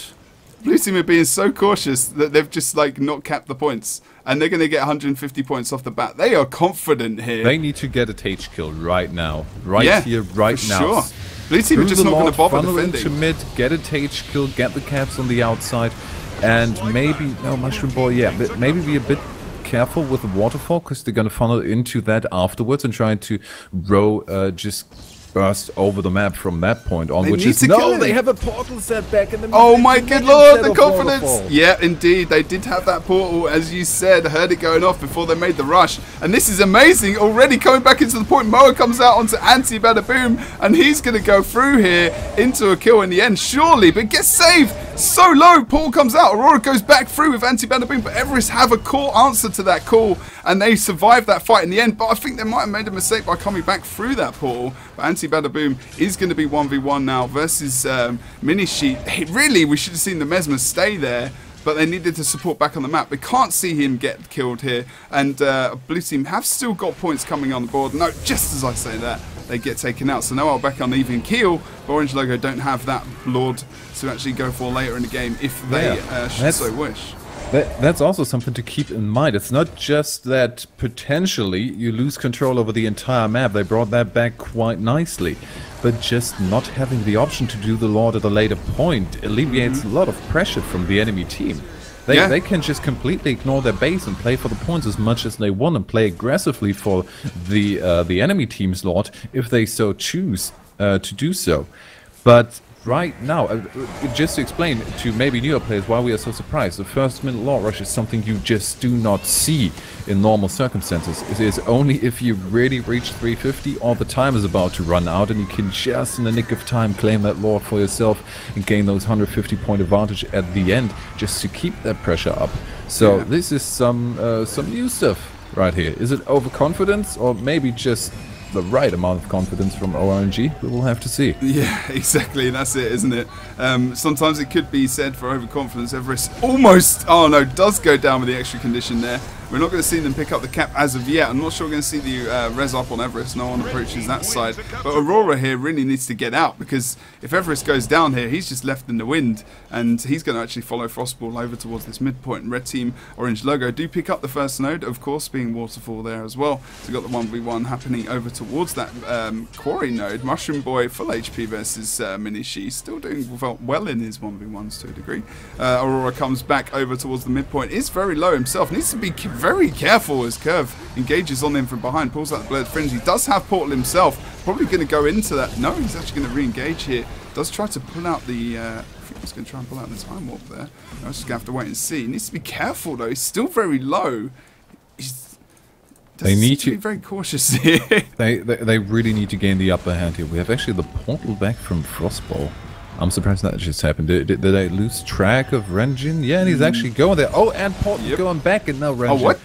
That was perfect now. He's in stealth, going over to Waterfall. No one's the wiser. Only issues, they're still not going to get anywhere on that mid-fight. but thankfully not losing people either. So unless Mushroom Boy goes down now, oh, nice rest going on there. No, actually stopped it. He's got a portal. He's got so many conditions. Oh, Frostball comes out with the conditions. No, he's not going to be able to heal. Oh my god, Evris comes in for the rest as well. Is Evris going to be able to get that? No, he gets mowed. That's a great move from Frostball. So you pick up the mower onto Evris, and that is a mini team wipe, most likely for Evris Pirates. Losing that fight significantly there as well. Good combination there from oRNG Logo of the mower and the cleave coming out. With that time warp, he's so close to getting him up there. That would have changed everything. Sage now bunkering down over on the midpoint. You see Frostball coming back in for the defense of that point.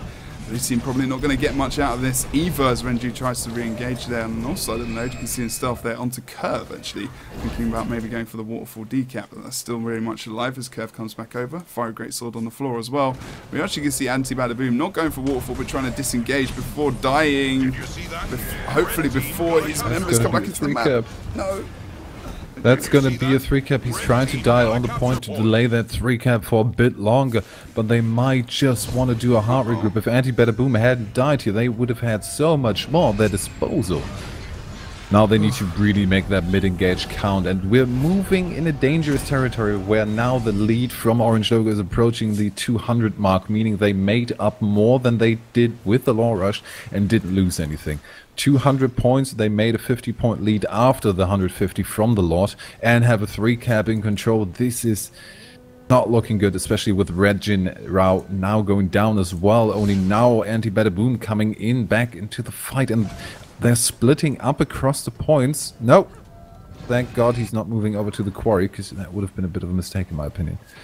They're a bit broken up now and they're trying to move into position, but I'm not seeing a massive chance for them to come back, unfortunately, into this fight. Like you said, I think unfortunately when they lost those members again over on the midpoint, they're coming into the game again with 4 members, needed maybe a bit of a full regroup. They've started to do this in this team fight on Waterfall, but they need to start getting some kills to come back into this fight. The reason I was on Evris for so long there was I was kind of using him as a mobile camera angle, to be honest. It's good for the Elementalists and the Bunker Guardians to do that. Aurora is getting focused now on the side as well.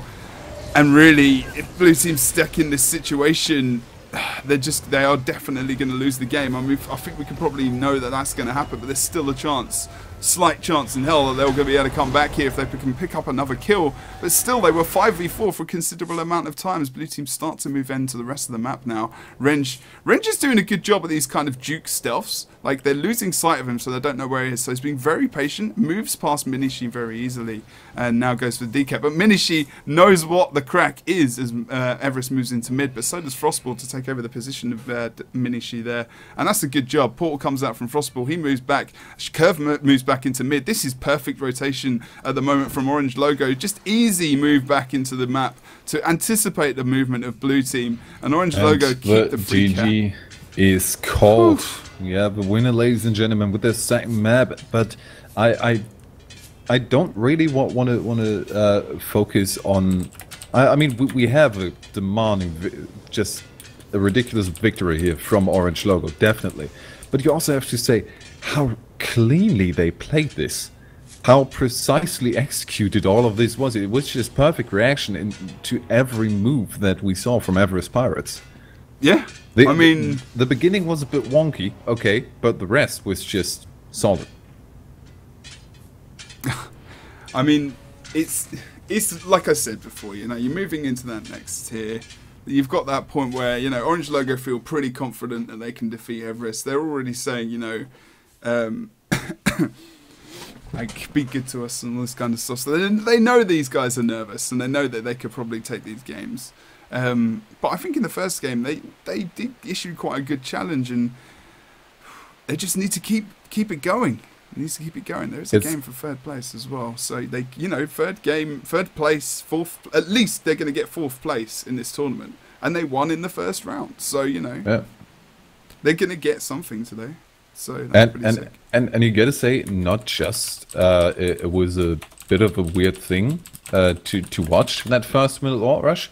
It's also a bit of a play just on the psyche, on the mental fortitude of the enemy team. If you see that your enemies are doing such a crazy move as rushing Lord in the first minute, that also kind of works away on your confidence. And really, they are so confident that they're doing stuff like that and make it work. Mm-hmm.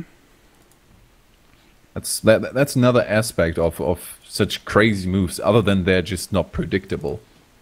And you can't really plan against that, or it would just be a waste of time to try and react to something like that. But yeah, also just the chipping away at their confidence. Yeah, that's it, exactly. I mean, also, I just wanted to point out as well, which we sometimes, we haven't really mentioned this for ages, because we used to mention this every week. But the prizes go as this. It is €400 for first place. Then it is 100 euros for second place, plus 2k gems, each player. But then your third position is 2,000 gems per player. That is the first place in the ESL Weekly, and first place in most tournaments in Guild Wars 2. And then it's 800 gems for fourth place. So Evris, even though they went out, and I'm answering that question right now to him, even though they went out, there is still gem prizes for third and fourth position. So even if you're in that position where you're still trying to climb that board, that ladder, and we've only really got 3 or 4 teams at the moment at that high tier in Guild Wars 2 PvP at the moment in EU, then you know you can really win some prizes here. So not only are you gaining experience, but you're also going to be able to get a chance of it, if you come in fourth place, of at least getting 800 gems each. So that is, I cannot emphasize enough, you have a good chance of winning something. Everest, they're going to pick up at least 800 gems today. And congrats, you well done for that. Versus the other team they're going to be going against, as it's going to be Vermillion. But again, that's another 3 games possibly where they can have experience against high tier players, which now they will be starting to push towards, which I'm really happy about seeing those guys coming in. So I really hope they keep coming back. And I hope you guys start to enter some of these ESL Weekly Cups and AGs and all the other tournaments they're going on as well. But yeah, Nick, finals. oRNG Logo versus Rank 55. I ain't seen that before. It's an oldie but goodie. Oh, it's an oldie but goodie indeed. So what we're going to do, guys, is we're going to go to a break for the last series of today. Thank you very much for joining us. We'll see you very soon.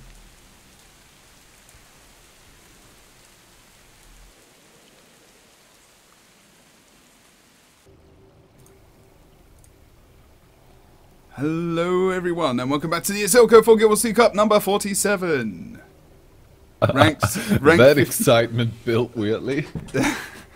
It kind of went down towards the end. Rank 55 Dragons currently will be going up against oRNG Logo. Need to make sure I change the scores here. In preparation for this prestigious occasion. Okay, so today, so far, we have seen... Let's go over what we have indeed been doing today. A bit of a recap. Oh, a recap. Nice. In teams today, we had oRNG Logo, Resonating Light, Evris Pirates, Rank 55 Dragons, and Vermillion. Thank you very much for coming into this tournament today, first of all. In the quarterfinals, we saw Resonating Light versus Evris Pirates. Evris Pirates defeated them and went into the semi-final versus oRNG Logo. We saw them defeated in the last round, which is why we've got oRNG Logo in the final right now. Rank 55 Dragons and Vermillion got a bye to the semi-final, of course. Rank 55 Dragons defeating Vermillion, who had oRNG Logonaires team members, high tier players, into their team as well. Same with this oRNG Logo team today, as Frostball and also oh my god, Frostball and Curve are normally playing for oRNG Logonaires, but Frostball filling in quite heavily recently for Freylina over on oRNG Logo. Frostball, I'd say, is now... I think you can call him a permanent orange member. He is definitely. I mean, this is what Rom said as well a couple of months ago. You know, he's a member of oRNG Logo that comes in for members, and maybe even could be in the future the full-time replacement for Freylina. We have to wait and see if that is going to be. Rom's still chilling in Japan.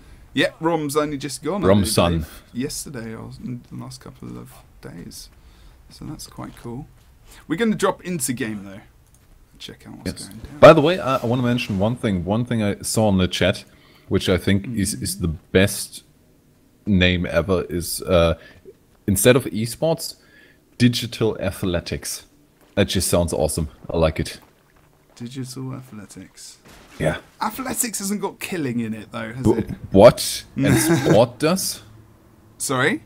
And sport does? Well, okay. Yeah, it depends what sport you're talking about, yes. Athletics is more of a track thing, isn't it? Like track and field, rather than, you know, the different sports that are available in the world. Which is why it's probably not called e-athletics. It's very random. Try to somehow combine long jump and hunting. We can make it work. I think so, maybe. That doesn't feel safe. Don't try that at home. It's getting weird now. And do you want to let the teams know that they can ready up, because my keyboard is very loud. And I'll very quickly go through these builds. Over on the red team, Great Sword Torch for Helsef. He's going to be playing Marauders. Amulets there as well. Going for PU Shatter Mesmer. Going for Lipion. He's going to be playing probably Shambo, which is what he's been playing recently with the hammer there, going for Cleric's Amulet because he's got the hammer, so he's going to be going for power damage. Doesn't make sense to go really for the condition there. Big Zan going to be playing Centaur Marauder Engineer here as well. He's going to be going for Alchemy, Explosives, and also Tools there. Good recharge of the AoE Mower on an Evade actually in that trade line with the Tools. If you can get that back, or even his Stealth brings up his survivability and DPS potential of his team up quite higher. Viper, he's going to be playing DP Shadow Arts Thief there as well. He's going to be going for the Pack Rune with that Marauders Amulets. Mancal going to be playing Dagger Fire Elementalist here with the Holbrack Rune as well. Doing quite well in their games before they led up to this, winning 2-0 versus Vermillion. And we're going to go to Orange Logo with Nick, Chronic Gamer.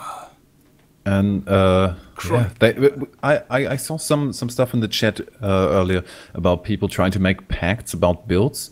I kind of wanted to see that happen. Everyone going Zerker and Unbind Dodge, or just all Ellies in this game go Zerker. That would have been fun. There's a fun day Monday for that 1v1 ESL tournament. All classes. If you want to go and play in something like that, there is things out there. If you want to go and have a look. I mean, if there's that kind of request for tournaments, then put it on the forums on the ESL Guild Wars 2 site. I'm sure someone will pick it up and do the idea, guys. All Zerker and Unbind Dodge, but how do you control that?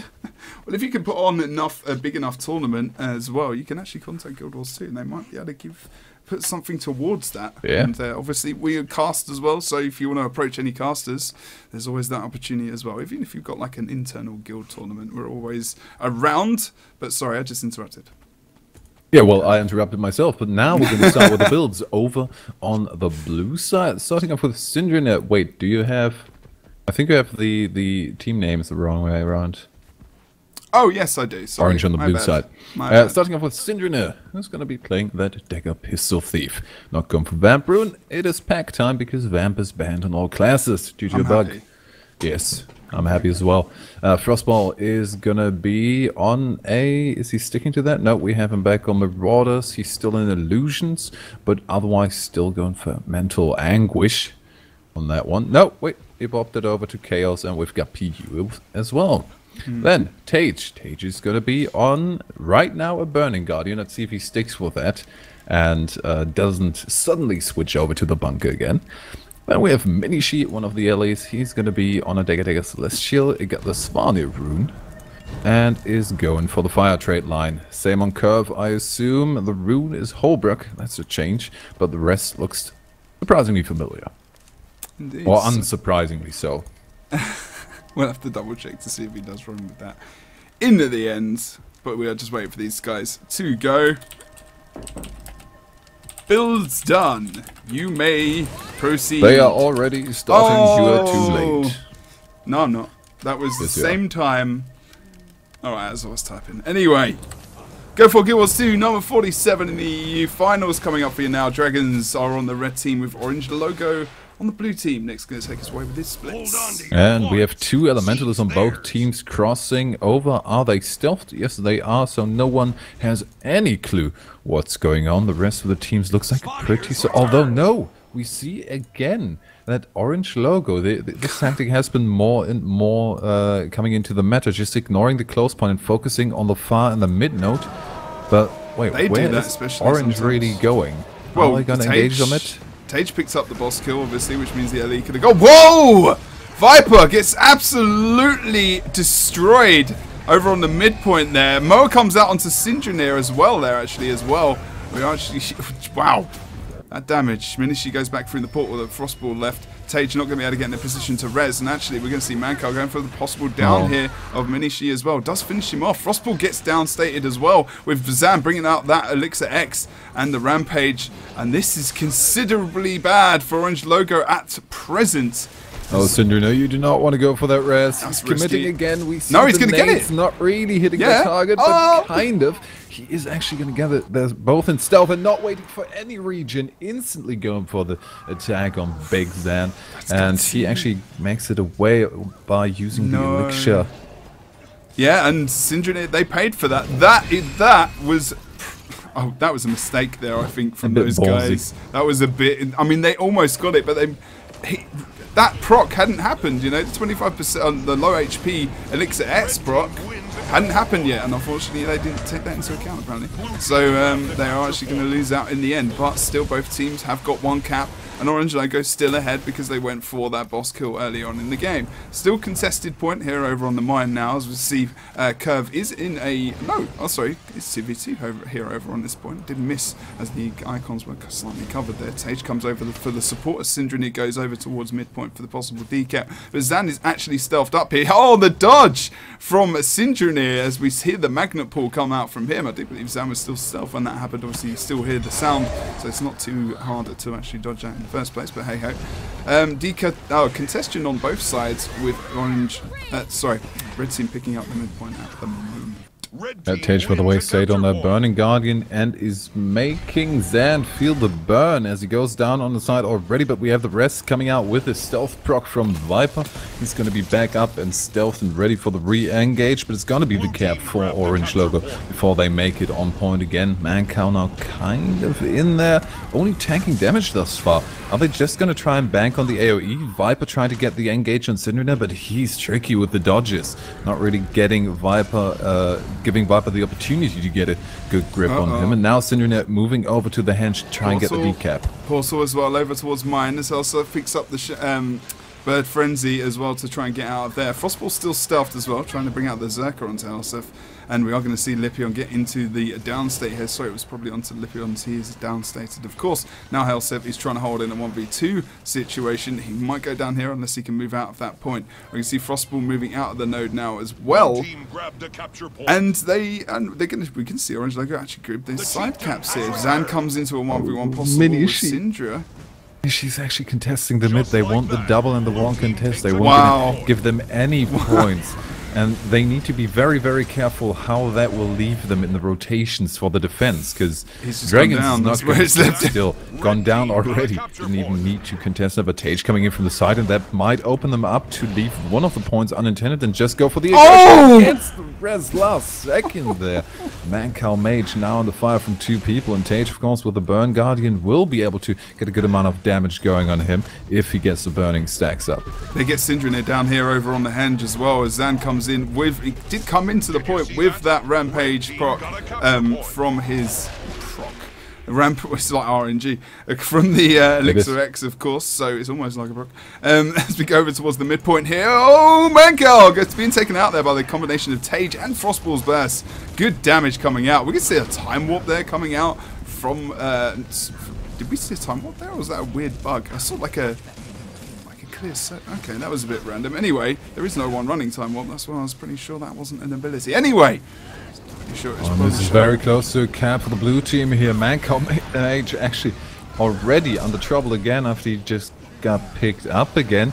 The big mid-fight is coming out. We see the portal going over from Zan to mine. Will he just get the decap and then move back? Oh, he jumped instead of going through the portal, but he actually doesn't want to go through the portal.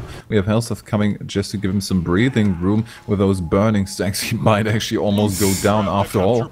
Yeah, I mean, and would be a good target for Frostball if he now gets the engage. Chooses to immediately stealth and be almost hit with that mind stab. That was dangerous.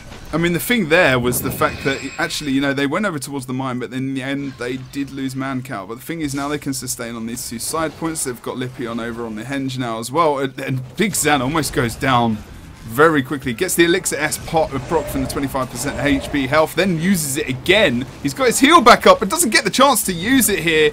Are we going to see? Oh, Lipion's not even in range to try and get the res, and Big Zan in almost impossible position. Oh, no way! He's going to get rezzed here by Viper. Oh, the knockback. Oh, no! No, that's... He's going to go for the next res. He's going to get him. As well in there. Amazing. Trying to get some damage down. Big Zan now stealth back up and looking healthy again.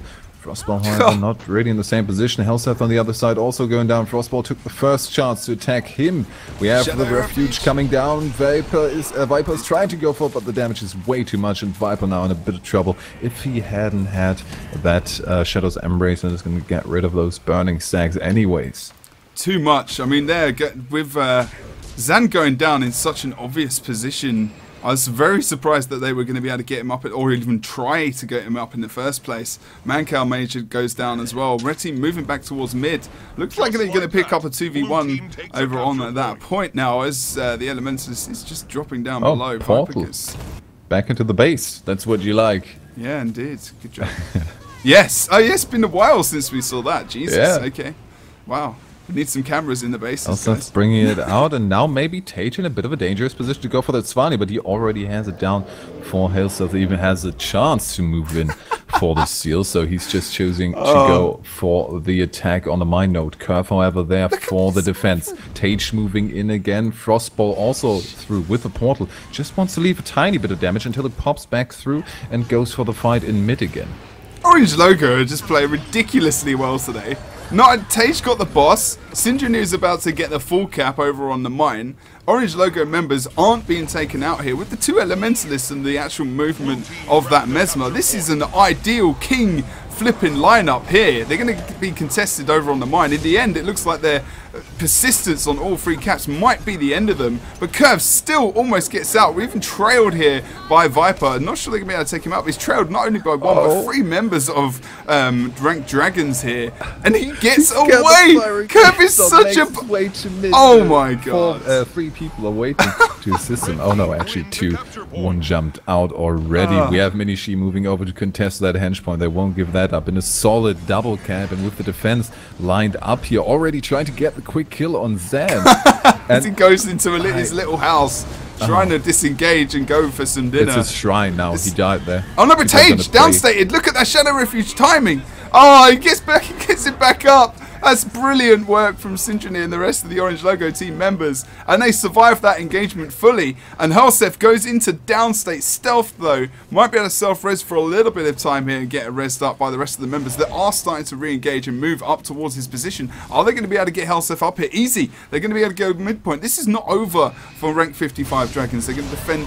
I guess the defense coming over on towards the henge. Oh my god.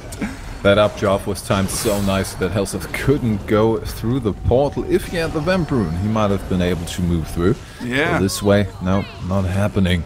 The double cap is solid. They got the entry kill to win this team fight, and already the red team is dispersing again. Two people are moving onto the far node, and it looks like an NG Thief combination wants to take on Minishi, but are they aware that the pain train is right on their heels? Yeah, exactly. They might engage onto Viper here, actually, so we've got to watch out for him, see how he's going. He's in a quite good position.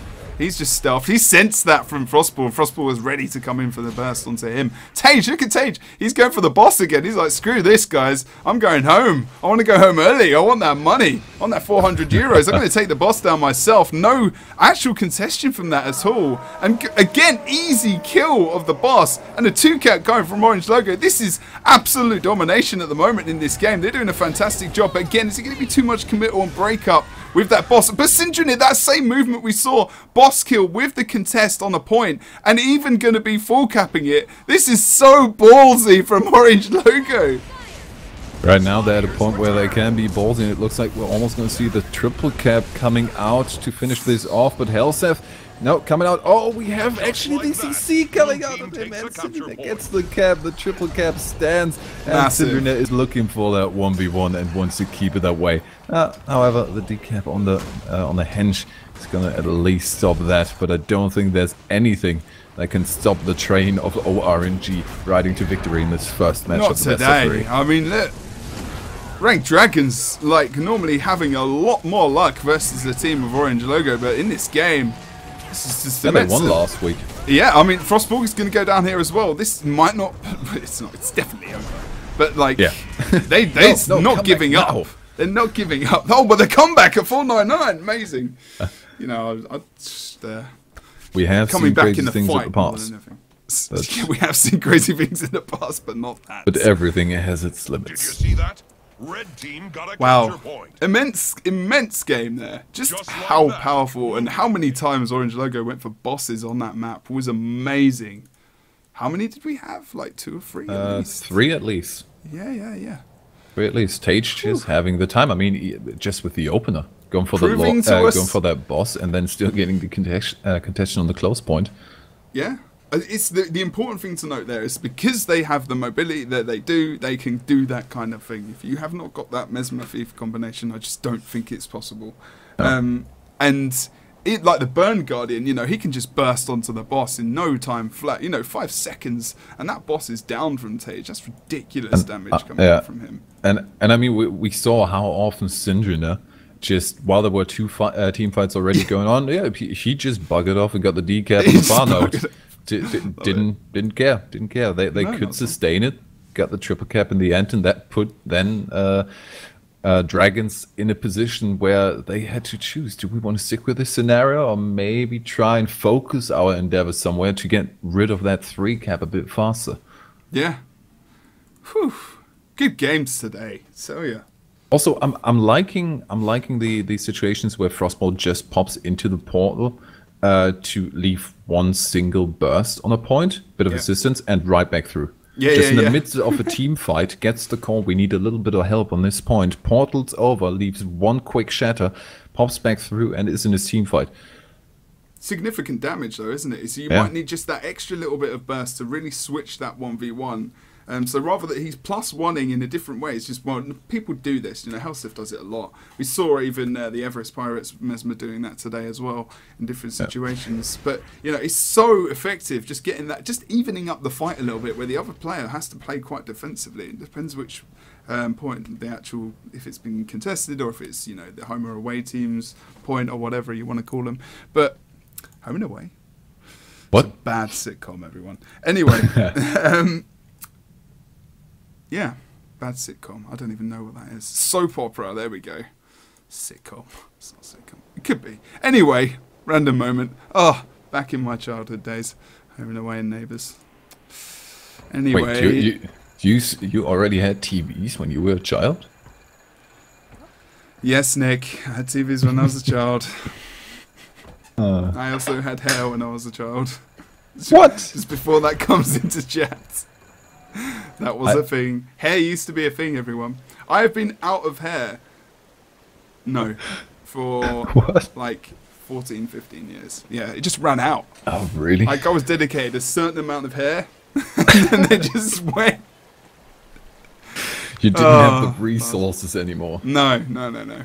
It was a choice. Either the resources went into hair or into you growing to the size of an actual human being, so your body just decided, no, hair is not that necessary. I ran out of orichalcum, everyone. I just assume that that's the case. Jebro's body at resource managing, deciding that hair is just not worth it. Resource managing? Yeah. Excellent. And aren't we glad to have our shiny Jeb?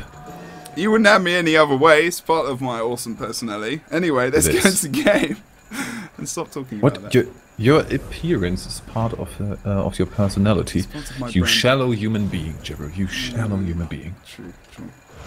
I'm pretty sure I insulted myself. But hey.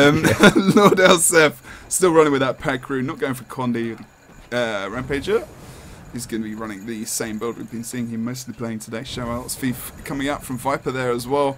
Lepion going to be playing Shambo Warrior. No! He's moved over towards the Shambo Warrior, going for the Settlers and the Longbow. Going Longbow, which means he will be changing to Settlers, of course, as he was running Clerics. Mancal, Dagger, Elements, this fire line with Zan playing Marauders. Nice to see the Marauders coming. Let's get into potentially the last game for today. If Dragons can't somehow pull it around again and prove us wrong that the domination for the first game was just a one-time thing. As we go into the game, on the blue side we have oRNG, and on the red side it is Dragons. And yes, I did the move.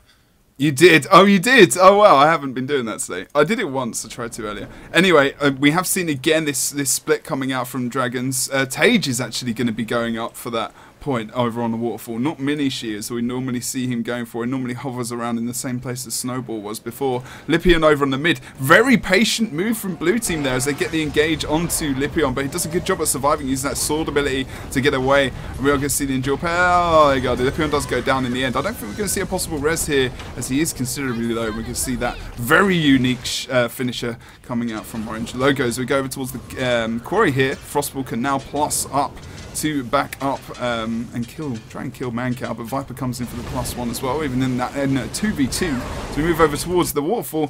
Tage downstated by Helsef and by Big Zan here, as Syndranir not going for the save. He's going to disengage. Oh no! What's he going to do here? He's just going to try and contest.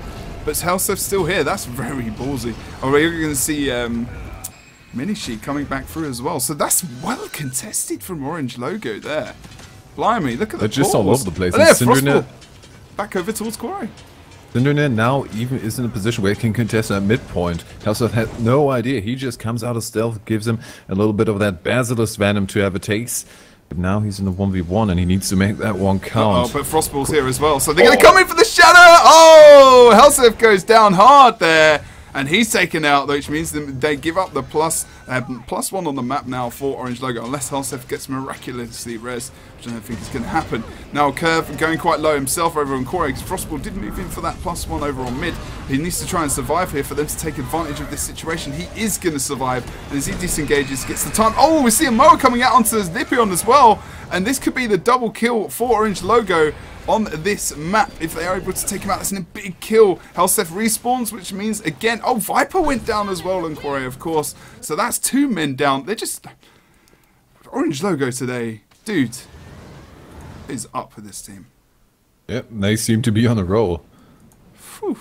First Helsef, then Viper and Lipion, and just snowballed the kills there in the end. Helsef comes over towards a waterfall. They know this is coming up now as well. Syndranir waiting in stealth. They're trying to take out Big Zan here. Frostball comes in with a massive amount of shatters, as well as the massive damage coming out even from committing Syndranir. to the res on Minishi. We have the Vapor Form portal back. They're not even losing a player and still pushing for their contestation on the waterfall. Minishi moving back through the portal after he's got rest. Maybe just a bit of assistance for them to move out, because that is getting a bit dangerous, and if they lose a person, they are potentially opening it up for Dragons to roll over the map just like they have before.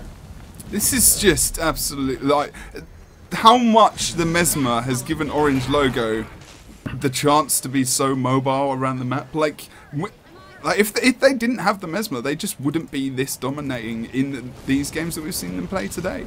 No. And their mobility has just been immense. And, oh, but look at Dragons with a good move over to Quarry.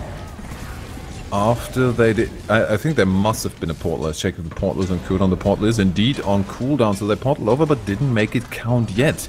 They should have had at least the down state already. 4 people now for the defense of oRNG. They seem solid, trying to get the Big Zan. Big Zan going down even in that rampage. He might hurt, but he can also be hurt. Saw a nice amount of cleave coming out onto that corpse there, and oRNG Logo just picking up the kills. Let's have a look at the point score as well in this game. We're not seeing very low points. We've seen a lot of kills and caps coming out for oRNG Logo here. Not much coming out for rank 55. It's definitely it's still quite close. I mean, it's only 120 points away at the moment in the early stages of game. Everything can change with the 2 or 3 cap easily.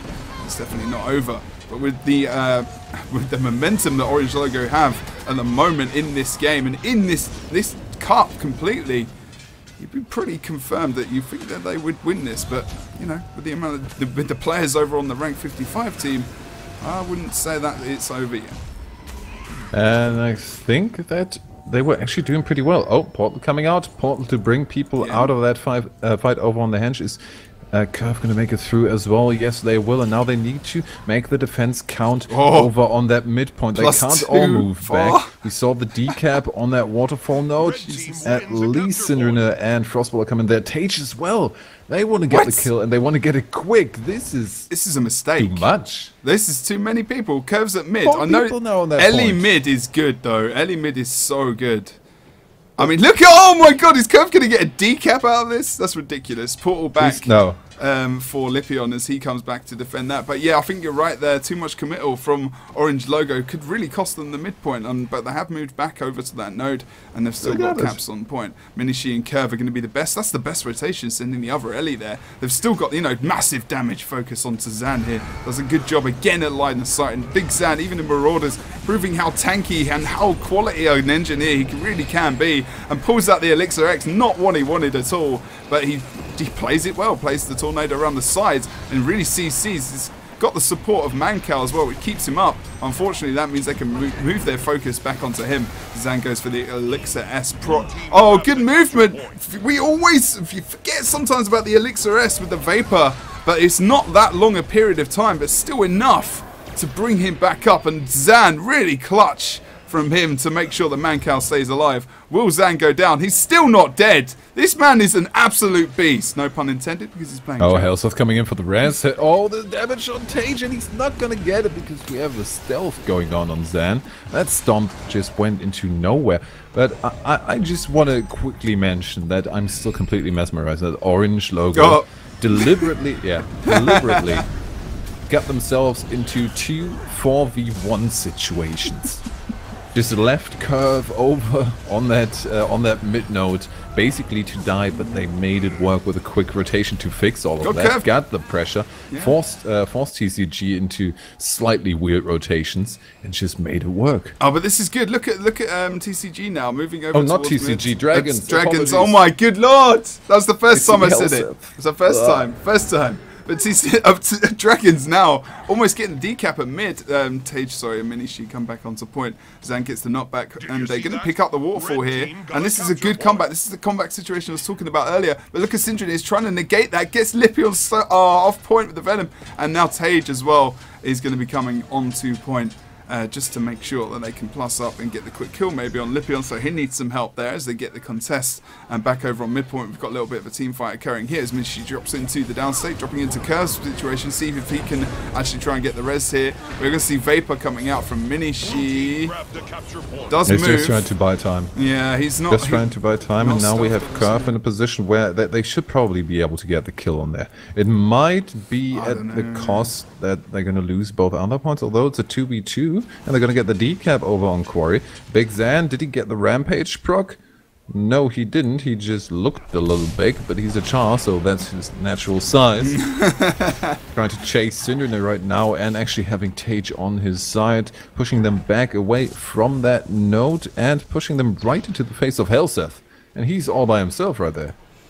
Yeah, he's just trying to, like you said, you know, he's contesting at the moment as well. Gets the distortion off. Actually, the pull does come out from Zan. It wasn't able to get that. Pull comes out as well from Frostball, which means they come back towards mid. oRNG Logo members, but still only the cap comes out for rank 55 Dragons. Over on the midpoint is where most of the action is currently. I think so. I think maybe we're going to see oRNG Logo start to move back into the point now. We do, as Syndrome drops into downstate, but easy res for those guys there as well.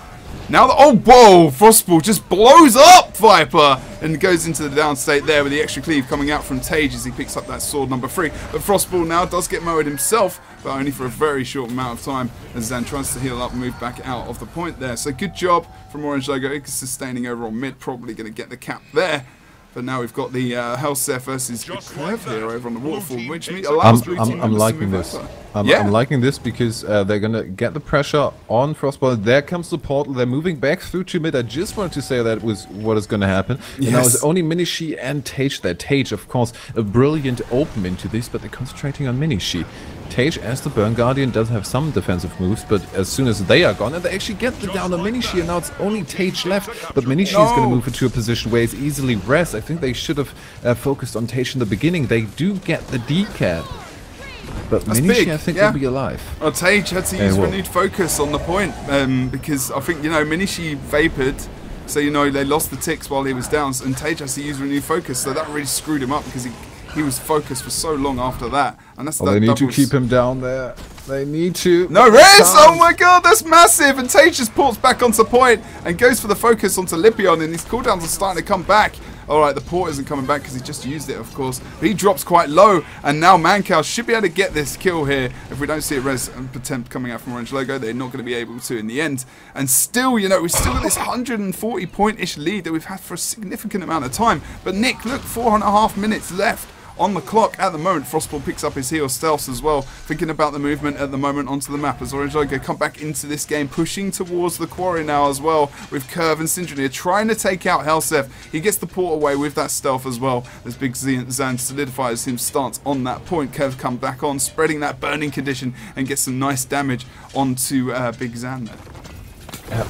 But Dragons are in a brilliant position right now. They are going to get the uncontested cap over on the waterfall. Getting the Syndrome down is really worth it. They're committing to the res. Did that bring out any cooldowns? Frostball is fairly low. I don't know, but Helseth went down. Low anyways. They turned it around. Got the kill on Helseth. Big Zan coming in on the side. No, he's just regenning a bit of life. The damage on Viper forces him to move off the point. And now Big Zan is there alone and he can't rotate out fast enough. So basically, the red that Dragons force Big Zan being right there forces Dragons to pull back and escort him out of there, sort of. Which is kind of what Viper is doing right now. Yeah. Still only got one node though for rank 55 Dragons here on this map. But 350 for Orange. And that opens it up for the Lord Rush. And we already have Frostball on that gate. Gets a big burst from Helseth immediately. The portal is set up as soon as that gate is down, or he might even pull it right now in position. Portal comes out. Yeah, they are! No, he's going back through! What? He's gonna get the... Is this a juke? It's a juke. He's just moved back over to I don't think it's worth that much. He's just... No, I mean, I don't think they need to. They've got a 100-point lead. I mean, they might need to think about it later, just in case rank 55 gets towards 350, because really you'd think that there would be a high possibility that they would actually go for the Lord, because they are so many points behind. And they've got the Waterfall as well, so they're only catching up now. So Orange Logo might be in a position forced to go for that in the end. Lipion in a 1v1. It hasn't got Banner, which is why he's still in that situation. Viper going down quite low as Mancal still downstated here, but does get the res in the end by Helseth indeed. And they pop through the portal. Good job, good job. That's really good, but we have the cap of mid now for Orange going on, which means Dragons are in a position where right now they're not gaining, and they need to somehow make it to that 350 point mark while still having a safe room to work with. And I gotta say that the decap from Syndrome is not going to help in that endeavor. No, it's not indeed. They're so focused on getting a kill over towards mid. Look at Mini. He's actually vapor formed all the way over. Look, Frostball's going to get him up. They didn't follow up the kill on Minisheet, and if they get them, they're not going to get the res mid, surely. No, Tage. No, but they got the decap, they got the kill, but Tage is self-resing right now. He did activate his abilities. Look at Sin, he's coming in! Opening the oh my god! Oh my god! Sin is a hero! He gets Tage back up, and now they're going to be able to get... If he just drops onto Minishi, he stops him. Oh my god, Syndrome is a bloody hero! No, he's not. Surely he's not going to be. It's still Vapor Form Portal! This is massive! This is going to be one of the best moves in Guild Wars 2 PvP history! Surely, with the survival of Tage, with the survival of Minishi moving through the portal, going for the boss kill, wearing ranked dragons, this is going to be one of the best movements onto Lord that I have ever seen in my Guild Wars 2 casting history. But ranked dragons are in a position to defend, but it's not quick enough, and that was absolutely bloody amazing. Oh my god, Nick. That was loud. Well, actually, excited. Let's call it that. Going from a 2-down state situation to a successful Lord Rush in about 10 seconds. That is ridiculous. Oh my god, I just want to watch it back. Yeah. I'm just watching the stream right now. Same. That was just nice to watch. I actually thought that the 2 downs right there, that would have been the point where TCG could get... not TCG. I just want to make clear that it's not because Helseth is on a team and then he takes over the team. No, it's that we see Helseth so rarely on a team that is not TCG that it immediately triggers the TCG part of my brain. Dragons I thought Dragons would have been in a position for a comeback there, but then from a 2 downstate, getting both of these reses, I thought, Tage, why are you using your ability to stay in downstate even longer? But man, it's the stealth reses of the Thieves in combination with the Vapor Form portal action. That is just what can happen. That is downstate is a ridiculous mechanic, and it makes stuff like this possible. That was one of the most enjoyable things I've ever seen in Guild Wars 2 sPVP. Right there. That was an epic moment. I'm highlighting that right now. I'm going to put that on my YouTube channel, like right now, because that is ridiculous. I'm surprised you still have a voice. Oh my god, that was so good. Sorry guys, but today's games, Jesus, whew, what a day! And I really need to get a compressor or a limiter or something, because or do this motion with my mic and just do that. Well, I still shout really loudly, or at least pull down the volume. So I do apologise if I bled your ears. But that was a hype moment, and I was not going to not get loud about that. Sure. Do not apologise for hype. That is what we're here to see. Congratulations to oRNG picking up the win after being defeated against the very same team. Not exactly the same composition, but Dragons last week. They picked up the victory in the Go4. But now oRNG is back, and in what a form they are. Let's see if they can keep that going. That was immense. I mean, that really gives you some great hope for the future. How amazing that was. We're done, guys. I can't really say. I don't want to say anything else because that was just too epic. So we're just gonna go. But if you want to, we are going to mention other stuff. Obviously, Go4GW2 Cup NA coming up in about 3.5 hours ish. 10 p.m. CEST. Yes, so 3.5 hours indeed.